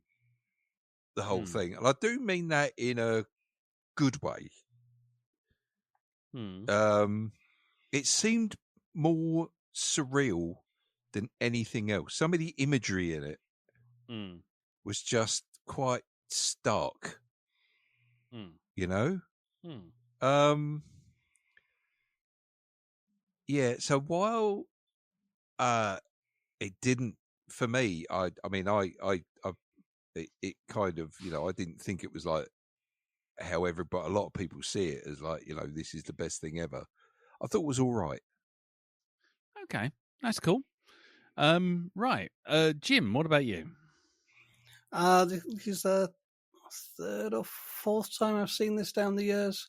Oh, right, okay. I mean, I knew it sort of by name and caught it on a late night screening on BBC Two at quite a young age, and it kind of put a lot of images in my bed that haunted my dreams for a while, put it that way.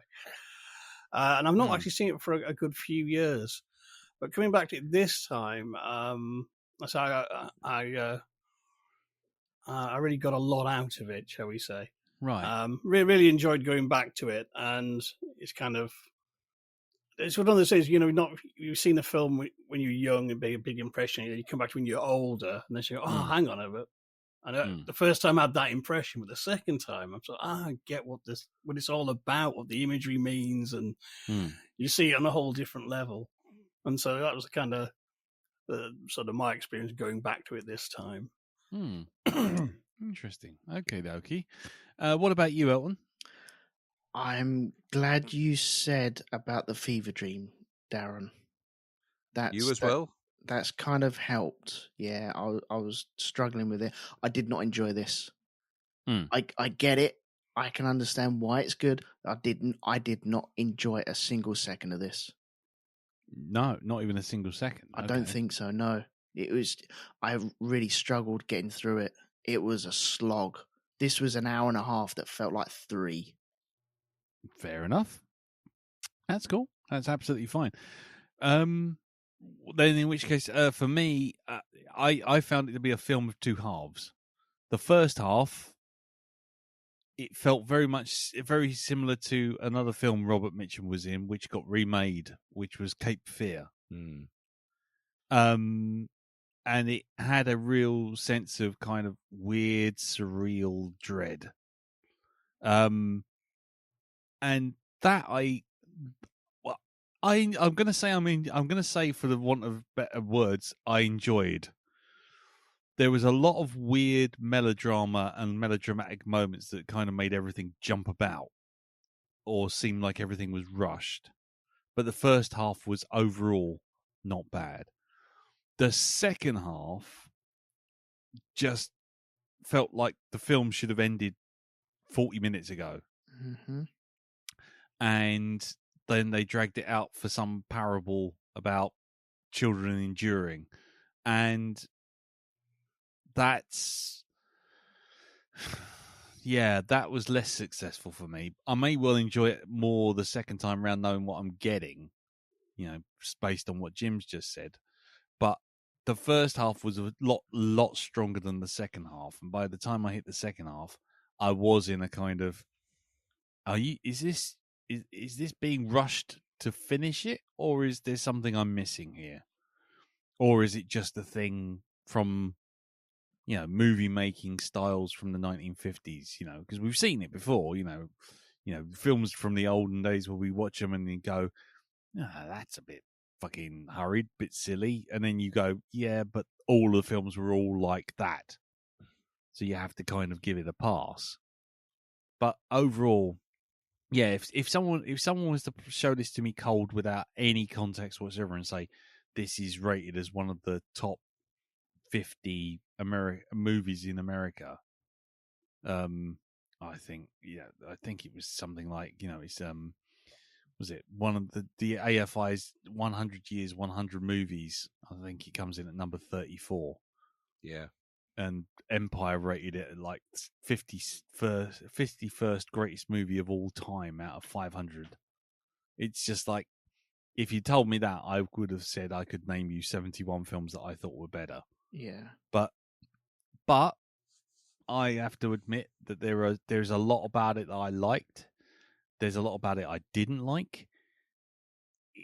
It's a real mixed bag for me. So we'll maybe dive into that a bit. But there you go. The one thing I will say before we move on to our spoiler view is, I think Robert Mitchum as the preacher was exceptional. I thought his villain was absolutely wow. But again, the second half lets him down quite badly. but that's just the movie rather than the actor or the part, I think. But anyway, right. So let's leave it there and go into the spoiler zone. As ever, it's on Amazon Prime. If you've never seen it before, like me, I've never seen it before, and want to know what we're talking about, don't want it spoiled, then by all means stop the podcast, go watch the film. It's a 90-minute film, in and out, which is a lot shorter than this podcast will be. So we'll just roll the old spoiler zone, and we'll get on with it. So here we go. Put your helmet on. We'll be reaching speeds of 3. Cobra! Tetsu Canada. Shut up, Wesley. Anyway, so there we are. So we're into the spoiler zone. Never not be funny. So we're in the spoiler zone. So let's just get into it right from the start. I mean, I don't know how best to approach this because we've all got very different opinions on it, I think.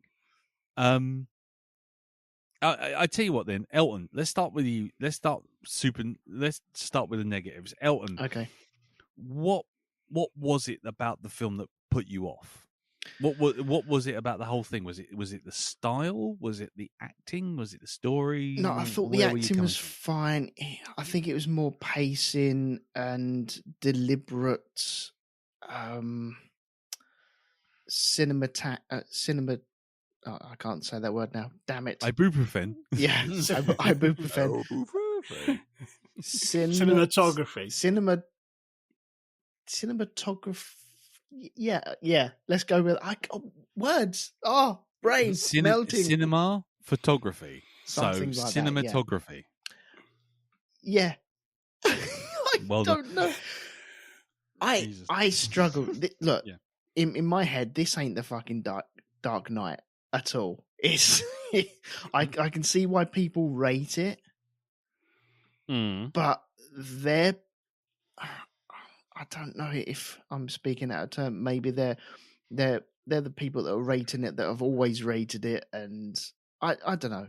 You're not getting millennials turning around and going, do you know what? This black and white movie's really good, actually.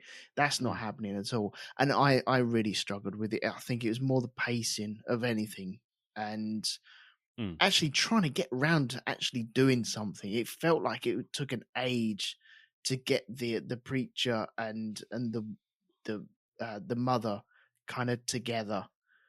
And it was just, no, you could have done this ages ago. And it was because it is of an age as well. It's just things are different and cinema has moved on.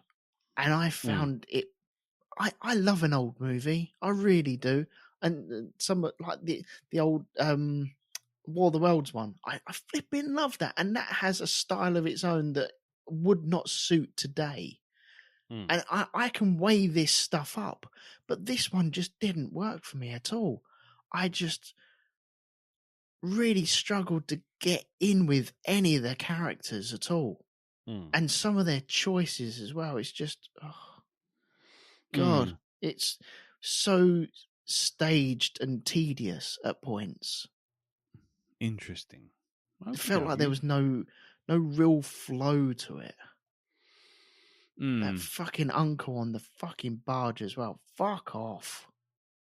Yeah, I guess the problem, part of the problem here is, and anyone else wants to jump in on this, I think you might have something to say about this, Jim. But the problem that I think we're all coming at it from is firstly we're coming at it from like nearly 100 years in the future. It's true, yeah. so we're looking at this. Well, I say 100 years. I mean, it's like 70 odd years in the future. So, but the film's actually set like the film was a period piece when it was made because it's set in the Depression, which is the 30s. Which is like a movie. So set story wise, we are pretty much 100 years on from it. So already we're at a disadvantage because we have no. We're disconnected context from that completely, aren't we? Yeah, yeah. I mean, it's like, can you imagine in like 30, 40 years' time, someone watches a film about the 1970s. It's going to look like, what the fuck is that? I know, but people have done films about Jesus and people connect with that. So that I don't think that's an excuse. It's not an excuse, but I'm certainly not excusing this film of it. But I just think people do things like that with Jesus. But the problem is that's a classic story that's been told for nearly 2,000 years. It hasn't really changed that much. It's like you can't really. I don't know. You can juice it up a little bit by giving it a modern setting or a modern trappings or a little bit modernizing the language. But at the end of the day, it's still Son of God, born in a manger, grows up, becomes basically a religious sort of shaman, and then gets basically nailed to a cross. Yeah, but this is like single white female, and so we kind of know what's going on here, don't we? Well, yeah. I mean, It's a guy trying to slip in and grab money and then fuck off, and that doesn't care about anyone else. No, that's actually written on the back of the video, by the way. Criterion edition. It's a bloke about a bloke trying to slip in, get some money, and fuck off. Well, that's what he boils down to. And now the director will say, we have the director, Steven Spielberg and Martin Scorsese, as they discuss in deep terms about how a man slips in and fuck off.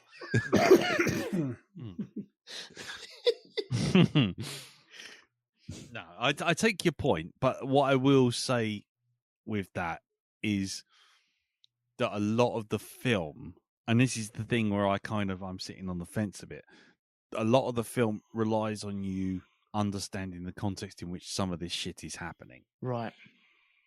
And it's not so much the crime as the reason things flit about and the reasons the kids end up where they do, and the reasons why Shelley Winters goes from homebody to suddenly religious fanatic willing to just be murdered in her bed for the greater good. Yeah. The greater good.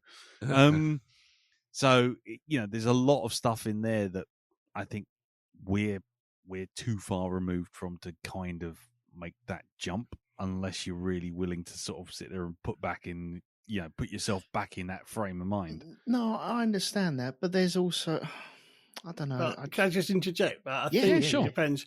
You're looking at this like it's supposed to be a thriller, and it's not working because it's not a thriller. It's a fable. Right. It's a film.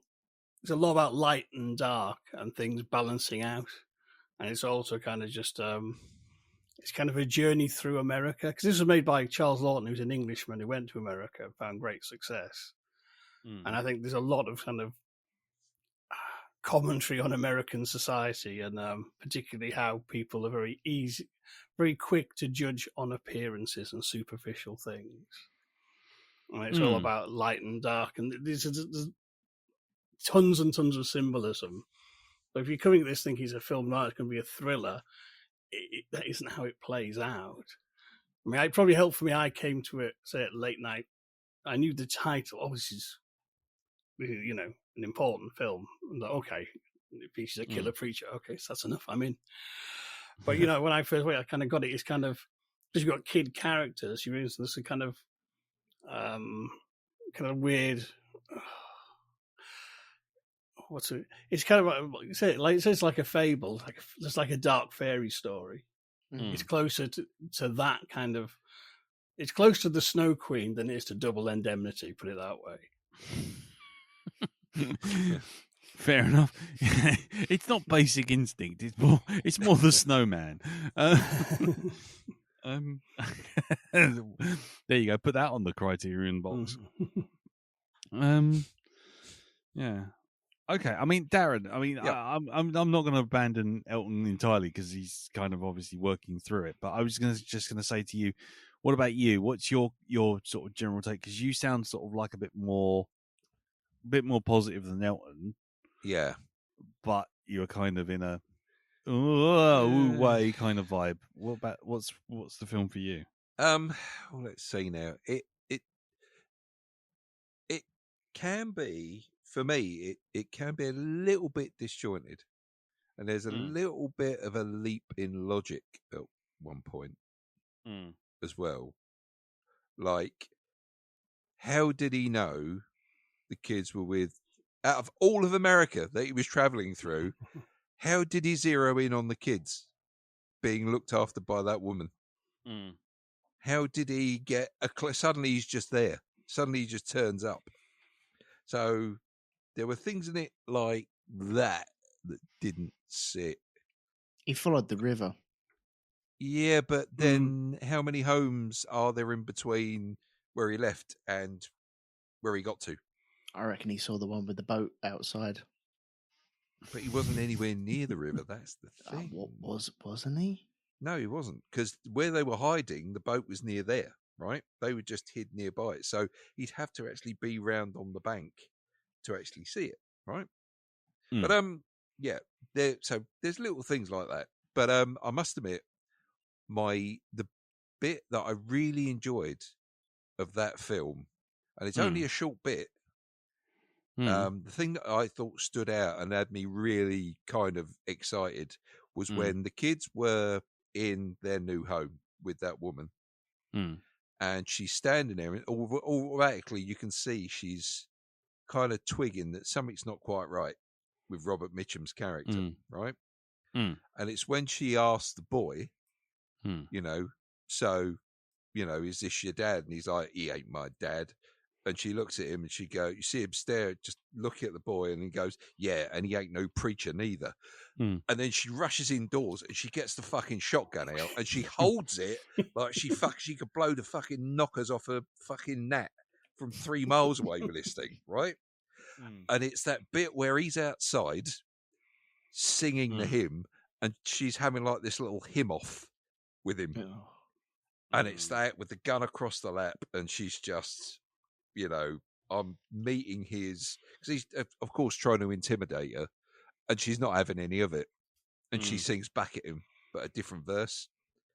I love that. Just that whole sequence where they've got this game of sort of cat and mouse, where they're trapped in the house and he's outside.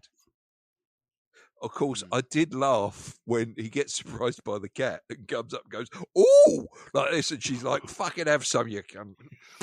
And then he's like, "Ah! Me bollocks! Ah!" So for me, that was the most enjoyable part of the film. His character, if I got to say, there's one thing he did that was a little bit, I don't know.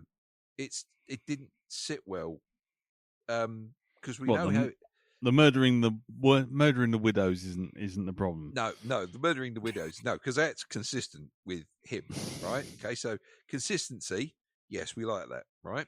What didn't seem consistent was when the kid threw a fucking brush at his head, or it was a cup or something, and he was just like, "Oh, you've chucked a cup at my head. I'm not very happy with that." Whereas any other time, he's like a fucking frothing sort of psychopath, right? And he starts like call it whores of Babylon and shit like this, right? That bit, I don't know. There was nobody else around. It wasn't like he had his wife with him there. So to me, I don't know, that seemed a little bit out of character for him. So I think that is kind of, he was actually just amused. Oh, you're going to fight back, are you? Oh, that makes it more fun. Well, if that's the case, then that's fair enough. But seeing it sort of face value without knowing that, it just seemed a little bit, you know, I thought that would be the thing where he starts showing his real true colours, you know? Yeah. But he didn't. I personally saw that scene as more that the kid was defiant and wouldn't be bullied and couldn't be bullied. Yeah. And so violence against the kid wouldn't have worked. However, the threat of violence against the sister would. Yeah. So he didn't need to take it out on the kid because it wouldn't have mattered. It's just like, oh, you've now made things 1,000 times worse for your sister. Yeah. And that was kind of the implication to me, especially when he took the sister out and then basically locked the door behind him, left the kid in there. It's like, that's worse than beating the fuck out of him. Is knowing that your sister's been taken away and you're trapped in this room and the door's locked. So, to me, that's how that was really playing out. Okay. Jim. Yes. I mean, we've had the negative, we've had the kind of, the halfway house. So you've seen it 3 times. What's your big takeaway with this? Because I mean, you started saying about the fable. So, well, yeah, I think it is. It's kind of the whole thing, like kids going down river. That is, it's putting it kind of with other stories as diverse as the Snow Queen, which is a voyage down a river, and also Huckleberry Finn, in particular. And that's probably even closer, because that is. And when you're in that kind of story, it is more kind of, you have different stops on the river and you encounter different things. Yeah. And this is only kind of like really 2 stops mainly, but it is about light and dark. And I think on one, it is very sort of like, it is very dreamlike and very symbolic. But what struck me watching it this time is the psychological realism that's melded in with that. It's like the way, like, Mrs. Spoons, this man rocks up, he's wearing a certain type, he must be a preacher. Even though he can't quote a Bible verse, he can just do some stupid bollocks with his tattooed criminal hands. You know what I mean? And it's kind of, but I will fall for that. It's all that judging by appearance, and she encourages, the mother to shack up with him, because that kind of will redeem her in the eyes of society. And then, of course, when it's real to her, she's leading the lynch mob, which kind of understands. He killed the mother, and she was close to the mother. People do get a bit hot under the collar, fair enough, but there is that kind of. It's a sharp contrast, isn't it? It's kind of, if you not quite so I say, judging by appearances and what's proper and right, and actually look at people properly, this could have all been avoided, missus. Whereas Miss Cooper, she pegs him almost from the instant, just from the kid's reaction to him. She knows he's a phony. Yeah, and it's like that sing off. She's actually telling him she's a phony because she knows the proper words. Yeah. And he doesn't know all the words. Yeah. Because he's a grifter. But it's also the thing at the end as well. It's kind of, he can't testify against him. And when he sees him arrested, even though he's the villain, it flashes him back to his dad being arrested. And that's why he doesn't testify against him. It's that sort of, it's those sort of psychological sort of touches, that realism that we found really interesting watching it this time. Yeah. Because it is kind of, it's a film about light and dark, but there's also those shades of grey, and particularly human shades of grey. It's kind of it's quite an interesting mix with a film that's so visually. Darren said like a fever dream, and that is a very good description of it. Because it is very dreamlike, a lot of it, but I think that's because you're seeing it through the eyes of the kids. But there's lots of levels to this, and it's kind of there's a lot in it. And I know from the film's kind of reputation, from reading the synopsis, you do think you're going to get a film noir thriller like Cape Fear. But that isn't what it's doing. That isn't actually what it's going for either. No, I suppose not. I mean, for me, it's the problem is it did lean into that Cape Fear element. It did lean into that. I mean, just that you the kind first of get half, absolutely. Yeah. You kind of the scene that I immediately think of is the bit when he's in the bordello watching the stripper. Right, almost right at the start, and you just suddenly see him balling his hands up, and you can just tell that just the fact that there's a woman with agency doing her own thing, it's completely like totally against everything. He is, without getting into the sort of gender politics of the stuff, but it's just like he hates women. He's not really, he's out for himself. Everything's for him. He's not doing anything for anyone else. And he's just been on the road for so long. Yeah. And he I just was watching this, I had the impression that kind of he's just about hitting that point of like a complete psychological collapse. Yeah. And it's only the fact that kind of he gets arrested for that car theft, and then he learns about this money that gives him a new focus. Yeah. To stop him just literally, because there's this thing, I mean, Darren will know this from serial killing stuff, but, you know, killers start off being very organized and cunning. But there's a psychic toll to pulling this shit, even on psychopaths. And they slowly start becoming more disorganized and more collapsing. And that scene at the tent at the start is kind of, he's about at the end of his road. He's all going to come crumbling down. And he's going to just do something really rash and impulsive and get strung up. Yeah. And then just by happenstance, he suddenly gets that. Gets a focus back again from the brink. Yeah. Yeah, I think I was kind of how can I put it? I was kind of in for the sort of like surreal, dreamlike stuff, the anger and that kind of thing. I think where the film kind of lost me in many ways is, and I think this is purely down to filmmaking and the nature of the beast in that era, was that you never got a sense of time passing. And because of that, Shelley Winters goes from, I don't trust this man, to what Mrs. Spoon saying, now go on, give him a try. And then the next shot, it's, hey, guess what? We're off to Philadelphia to get married or something. And then 2 seconds later, it's like, now she's gone into full hardcore Christian sort of like ranting. And then the next scene, she's, yeah, okay, you're going to stab me and throw me in a Model T and put me in the river. Never mind. I've done the right thing for the Lord. And it's just like, hang on, there doesn't seem to be any transition of this stuff. It just goes bing, bang, bong. And it's like very, I say, very quick, isn't it? It is extremely quick. And it all starts off because he doesn't want to sleep with her on the wedding night. And it just sort of, that, I know, you know, when you say dream situations and stuff like that, you go, right, okay, so dream-like logic and all that kind of thing.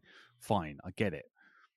But when you're taking the film on face value in its initial stages, excuse me, you're kind of like, bloody hell, that's a bit abrupt. There's no sort of like, and now it's winter, and now it's summer, and now it's spring, and now it's fall. It's just like, now it's Monday, now it's Tuesday, now it's Wednesday, now she's a, you know, Christo-fascist sort of fire and brimstone preacher. And it's just like, where the hell did this come from? And then he hears his daughter, then she hears, excuse me, then she hears her daughter being threatened by the preacher, who she just married, and she's like, go in, and then look in his coat, and there's a knife, and she goes, men. Yeah, you know, it's just like, you what? When did this all of a sudden switch? And that is a thing of an older style of filmmaking. Yeah, people are used to stories that stretched out over a longer period of time, and quite often you don't get like the title cards that would say 6 months later or whatever. We are the season establishing shot that we put in. But yeah, that is just, cause it is almost like every scene is a different chunk of time. Yeah, and like I say, that could be that's obviously just as much as anything, that's a filmmaking thing of the era, but it does give the film a really staccato feel that makes you kind of think, whoa, hang on, where's this come from? And by the time you've done that, you've got Robert Mitchum standing in Count Orlok's fucking loft, sort of pining for the sky while getting a knife out, and you're thinking, hang on.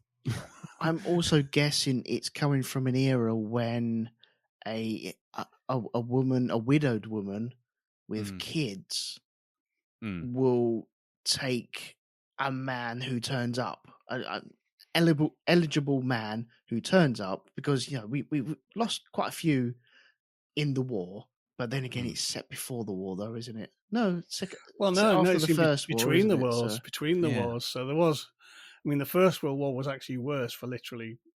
yeah, You know, all the some men are towns gone. lost all their menfolk. Yeah. Yeah, and so taking a man is just taking a man, and then you're not to be considered. Oh, you're just walking around, and you're not bothered about your life anymore or anything like that. So maybe it is a case of, okay, here's a man, I will take him, whether it be for good or for ill, and let's see how this goes. And okay, fine, he's religious, I will jump on board that bandwagon and let's see how this rides.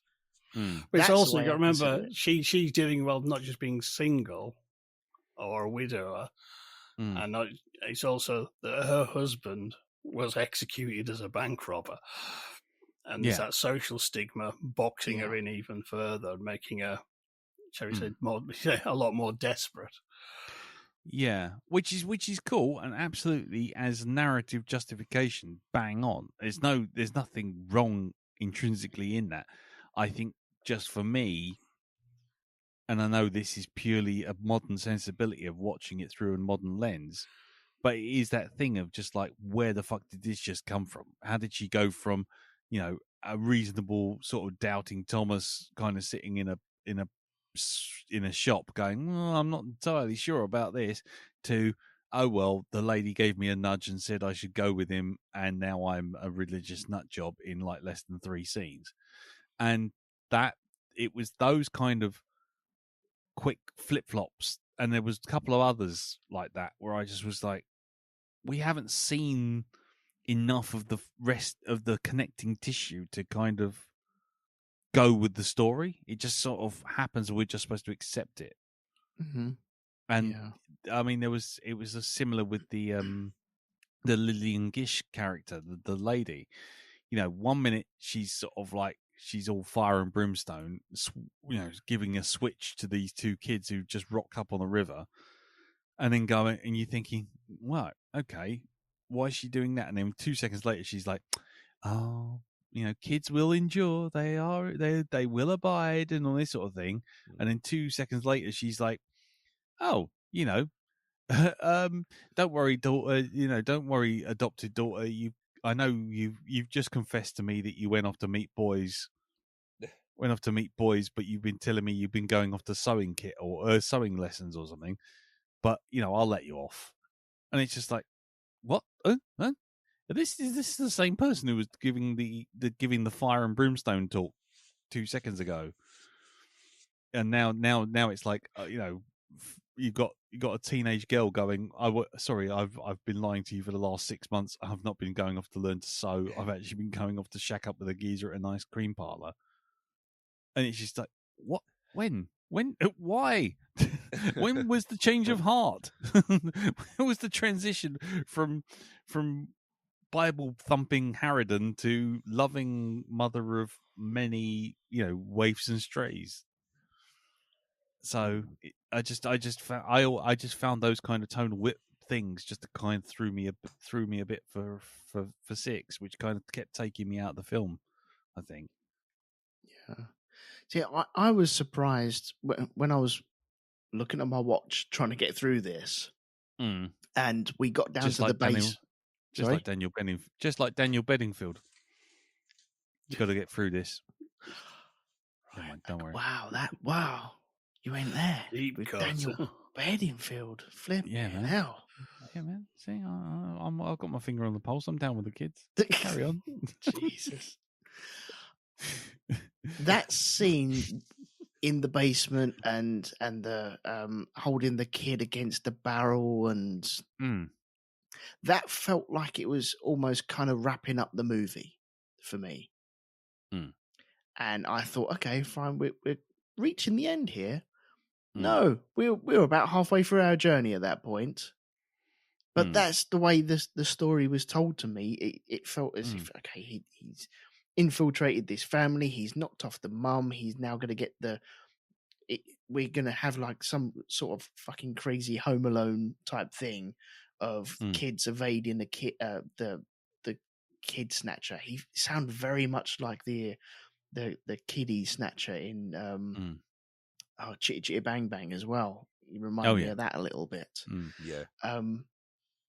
And I thought that was going to be kind of the end, and they were going to go back to the uncle, and something was going to happen there. But it was this weird, as you said, Darren, a fevered. That's the best way I can describe it. Of these shots where they're that one with the spider web where they're on the boat and they're just drifting through. It's almost they're escaping the spider and the web of deceit. It all looks really good, but it's once again stupid but clunky for me. I don't know. Maybe I'm just too fucking snobby for this. I don't know. I don't know that you're snobby because it. I get it. But it doesn't work for me. No, well, I did in the first half. I did a 10-minute whiffle about the fact that Fallout didn't work for me. Yeah. Things sometimes just bounce off you. Yeah. That's the way it works. Jim, yes, let's bring a bit of positivity back. Let's bring Justin Timberlake this shit. Let's bring sexy back. I mean. The Robert Mitchum character, obviously, he's well done. Did you find the other characters as compelling? The other standout character for me is Miss Cooper, because it is kind of. I mean, she's the genuine force for good, and it's kind of. I like that kind of scene where she who are you rocked up to my house? Yeah. And within minutes, like, no, you're a wrong one. You know what I mean? But I like the fact that, she's, she obviously, it's never said explicitly, but I'm guessing, so she lost her son in the war. Yeah. And probably her husband as well. And she's got a bit of money, and in the Depression, there is lots of these fucking homeless kids, and she's just taking them in. Yeah. But it's kind of, it's funny. I'd read something on Facebook of, it was on one of the local town pages, the local knuckle draggers were moaning about the kids today and how they wanted a good belt around the ear, and a lady piped up saying, well, look, sorry, I've worked in teaching and social services, and all the worst kids I've dealt with are the ones who did get belted around the ear, actually. I mean, yes, you need discipline, but you also need the other half of parenting, which is like, kindness, understanding, and forgiveness. And the kids who don't get that, they're the ones who go off the rails. Yeah, a bit of compassion, doesn't it? Yeah. And it's like, there's that scene with the teenage girl, and she says, I know why you did it. I understand. And it's kind of, that's good parenting. And that's kind of, for that time, that's the kind of parenting you don't normally see in films. No. If you know what I mean? It was there's a psychological adeptness. It's kind of like, I expect, for a film of that era, I expect something a lot more sort of trite and Leave It to Beaver. So, you know what I mean? Sort of style parenting. Yeah. And it's little things like that.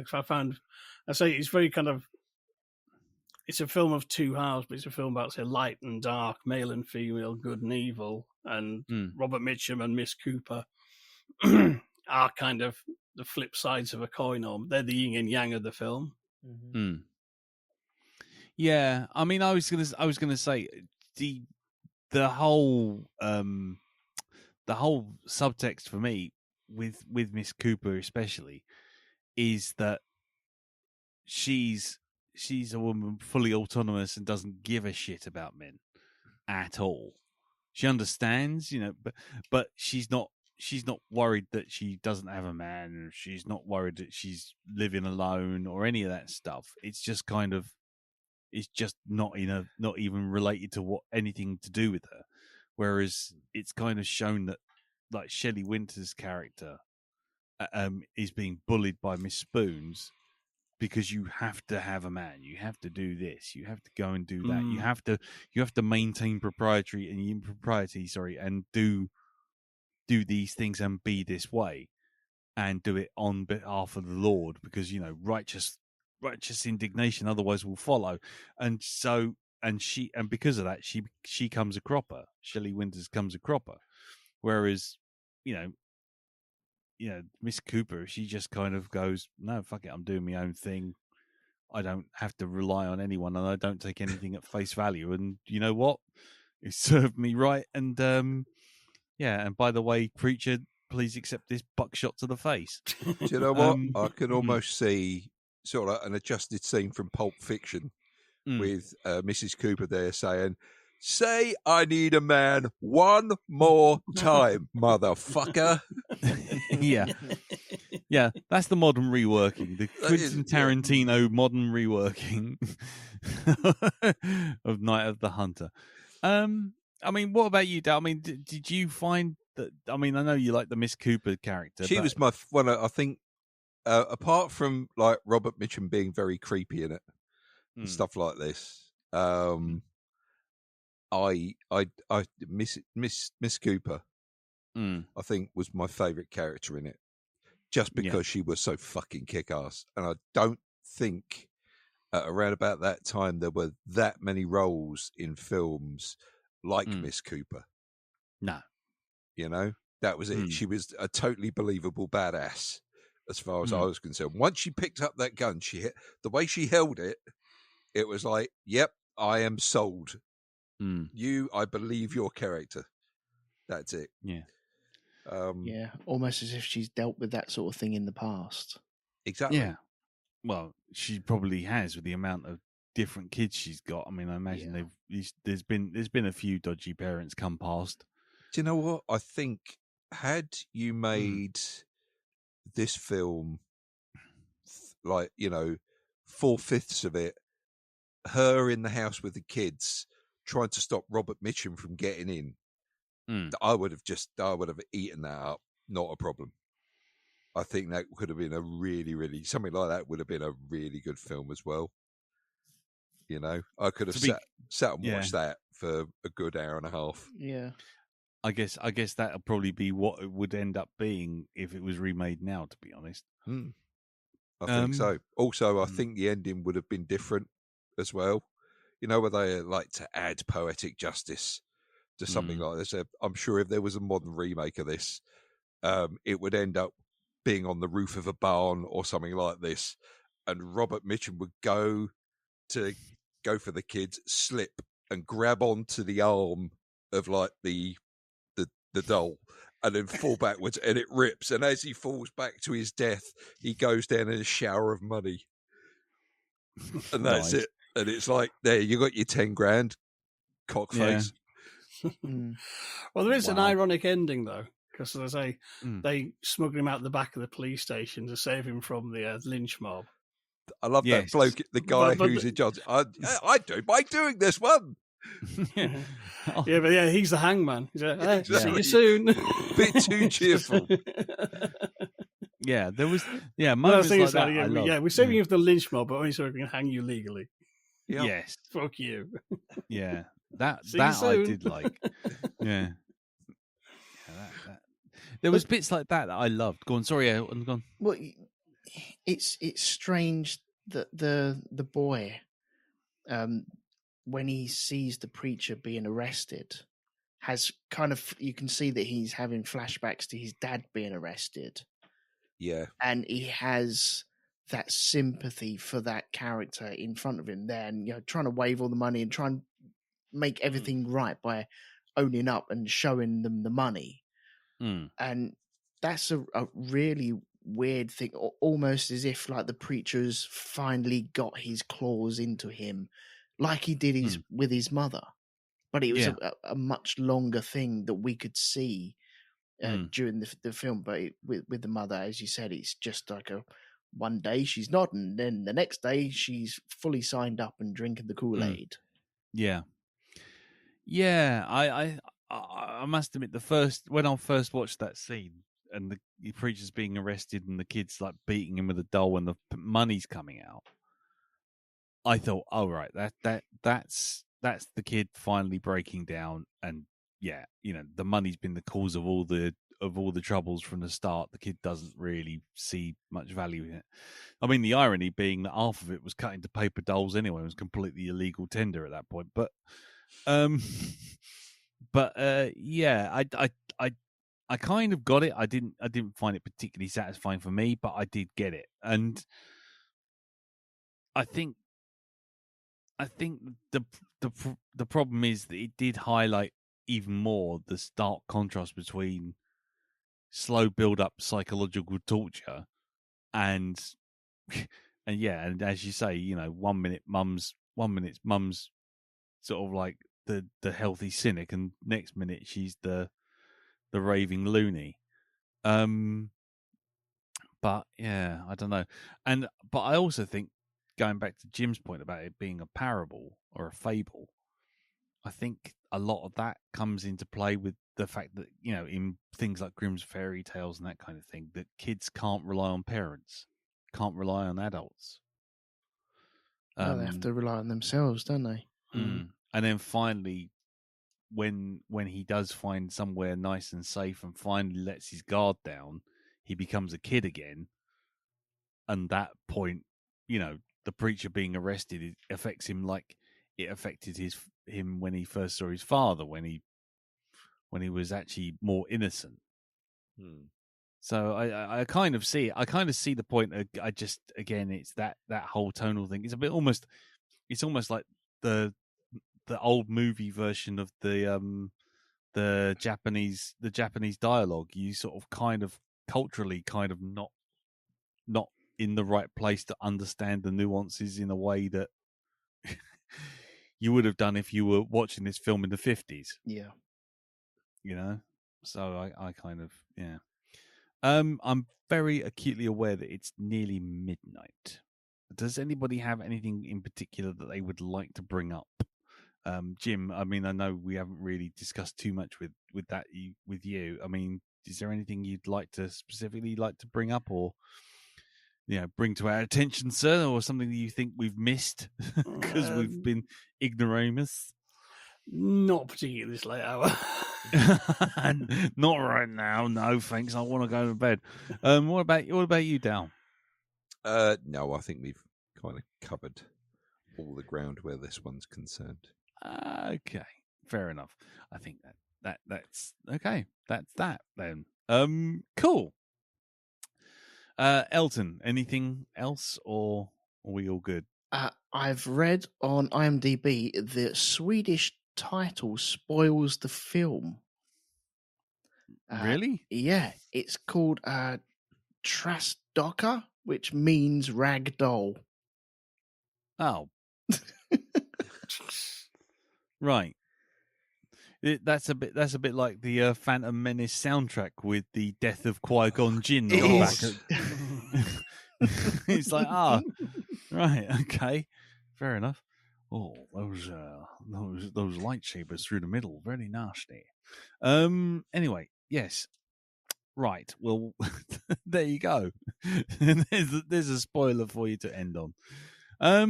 But just for anyone else out there listening, if you think we've missed anything you want to bring up, any points you want to raise out, or anything you want to say about the film, by all means do so. The usual channels, the Facebook group, facebook.com/group/the Black Dog Podcast, and of course the email feedback, which is feedback@blackdogpodcast.com.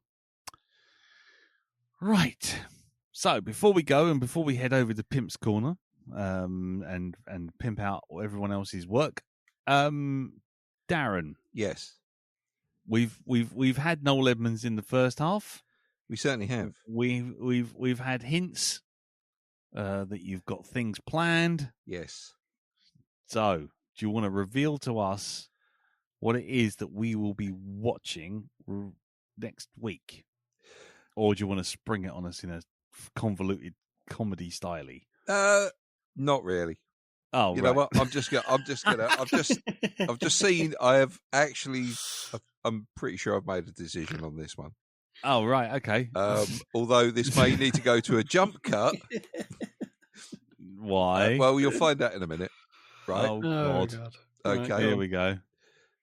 So, Mm. the film that I'm going to choose, okay, because I did have a think about this. I had one film in mind that was a serious film.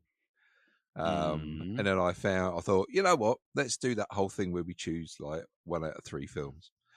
And I've one that I hadn't seen, but I liked the sound of, that was quite a serious film. I had another one that was pretty bad. And I also went for another one after that was also pretty bad as well.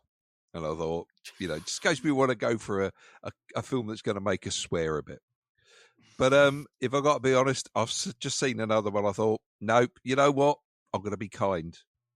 I'm going to go for that one. So we can all have a little bit of a laugh. You know? Okay. So, the film that I'm going to choose is a sequel. I don't think it's necessary for you to see the first one, though. If this is Shrek 2, I'm going to punch you right in the mouth. No, this is not Shrek 2. Right? Okay. Are you ready for this? Go on. Right. The film I'm choosing for this week's viewing is Paddington 2. Oh, my God. There will now be a short intermission.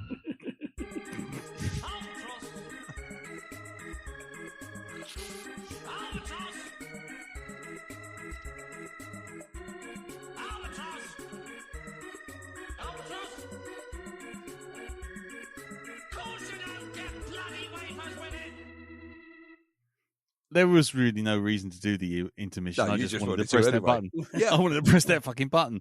Okay. Paddington 2. Yes. Cited by none other than Pedro Pascal and Nick Cage as Exactly. the greatest movie ever made. Yeah. Wow. There is an awful lot of love for this film. An awful lot. So I'm going to push that one forward. Like I say, I don't think you need to see the first one to enjoy this. No, you don't. I will just say that as a emotionally blocked up human being, I hate you. Do you? Yeah. I find this film just presses the buttons and I just turn into a blubbering divwit for reasons I cannot stop. Would you prefer I pick Babe instead? Fuck you. Or Pig in the City? No? Okay. Oh, that does nothing for me. Yeah, I know. Do that you like. Right. Okay, so Paddington 2. Paddington 2. Wow. Just wow. Okay. So let's go around the table. Jim, have you seen Paddington 2? I have indeed. Are you looking forward to seeing Paddington 2? I am indeed. Lovely. I know that's the same answer twice, but no, that's short fine. and concise. Short and concise. This is late in the evening now. Time to wrap these things up. Elton. I think I might be the contrary voice in this. Uh-huh. Yeah. So you didn't like it and you didn't want to see it, or you haven't seen it? I think what? I've seen. It's like the Harry Potter movies. I've seen bits of all of them. I don't think I've seen one all the way through, though. Okay. Well, if you haven't seen it all the way through, then this will be an interesting one for you. Or not. Did we do Paddington? We did the first one, yes. We We did, did the okay. first one probably when it first came out on streaming. So, Cool. I mean, what's that, 2016? Something like that? A couple of years ago, wasn't it? It was a couple of years ago. Hold on, I'll tell you. Paddington movie, the first one, 2014 when it came out. So 2015 it would have hit streaming. So yeah, that would have been when we did that. Right. Yeah, Paddington 2 Electric Boogaloo was out much later than that. Okay, and like I say, for me, well, I guess for you, you're not entirely bothered. Is that safe to say? Well, yeah, I'll watch it, but it's nothing I would choose to watch. Definitely. Okie dokie. Well, there you go. And for me, yeah, as I said, this is this is one of those movies where I'm just like, oh God, you're pressing all my buttons, you manipulative fucker. And yeah, and that's basically it, really. I just go, you manipulative fucker, over and over again. But I love it. So yeah, so on the one hand, woohoo. On the other hand, fuck you. I think that's about the size of it. So there you go. So ladies and gentlemen, yes, next time we come back, we will have watched Paddington 2. And I will have tissue boxes on hand. While Elton laughs at me mercilessly for being a complete and utter wuss. So there you go. So over to Pimp's Corner. Jim, what's going on at Hypnagoria.com? This week I've just released the next part in my kaiju film history. Mm-hmm. I'm talking about early appearances of dinosaurs and big monsters in fiction. Nice. Lovely. Cool. And what about you, Elton? Talking about cars going round in circles on the Grand Prix podcast and people fighting World War II in Banner Brothers podcast. Nice. Excellent. Okay. And I'm not even going to ask Dal. I'm just really not. I'm just, Cheers. Time has happened. I've learnt my lesson. I'm not going to ask. I don't care what you're doing. Oh, thanks. Cheers. No, you're not. Okay, Darren, are you doing anything? Absolutely fuck all. Well, there you go. And once again, I've learnt my lesson. Hold on. What day is it? No. See, how long have I got? Yeah, no, that's the week after. Oh, right. Yeah. Lovely.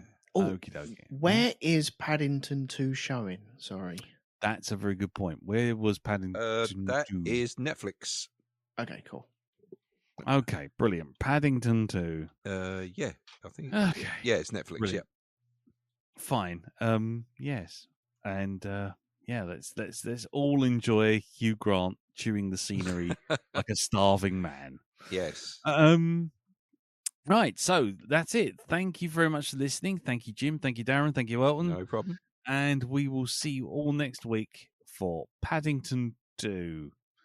And if you don't agree, argue with Pedro Pascal and Nicolas Cage. To take it up with them if you don't like it. Until next week. Oh, that's the other thing. Phrase that pays. Yes. All I'm going to say is Noel Edmonds talking to a cat in New Zealand. Noel Edmonds talking to a cat in New Zealand. So the phrase is not shitting in the mouth of Edmonds. No? Well, you can, but you know someone's going to make that in AI, and you really don't want to be seeing that. Martin Especially Thompson, get on it. No, just no, just no. 2 cups, 1 Edmonds. No, okay. 2 cups, 1 Edmonds. 2 cats, 1 Edmonds. I don't know. No. I think Noel Edmonds psychoanalyzing a cat over the phone. I think that's it. Jeremy Vine, Noel Edmonds psychoanalyzing Jeremy Vine's cat. Okay. Or you can have Noel Edmonds shitting in a box. I'm a shitting in a box, shitting. I'm a shitting in a cardboard box. I'm a shitting in a box, which is the world's worst track to have at a funeral. Anyway, right. And on that note, thank you very much for listening. Take care. Tatty bye. Bye-bye. Bye-bye. Ta-da. I'm a shitting in the box. Shitting. I'm a shitting in a cardboard box.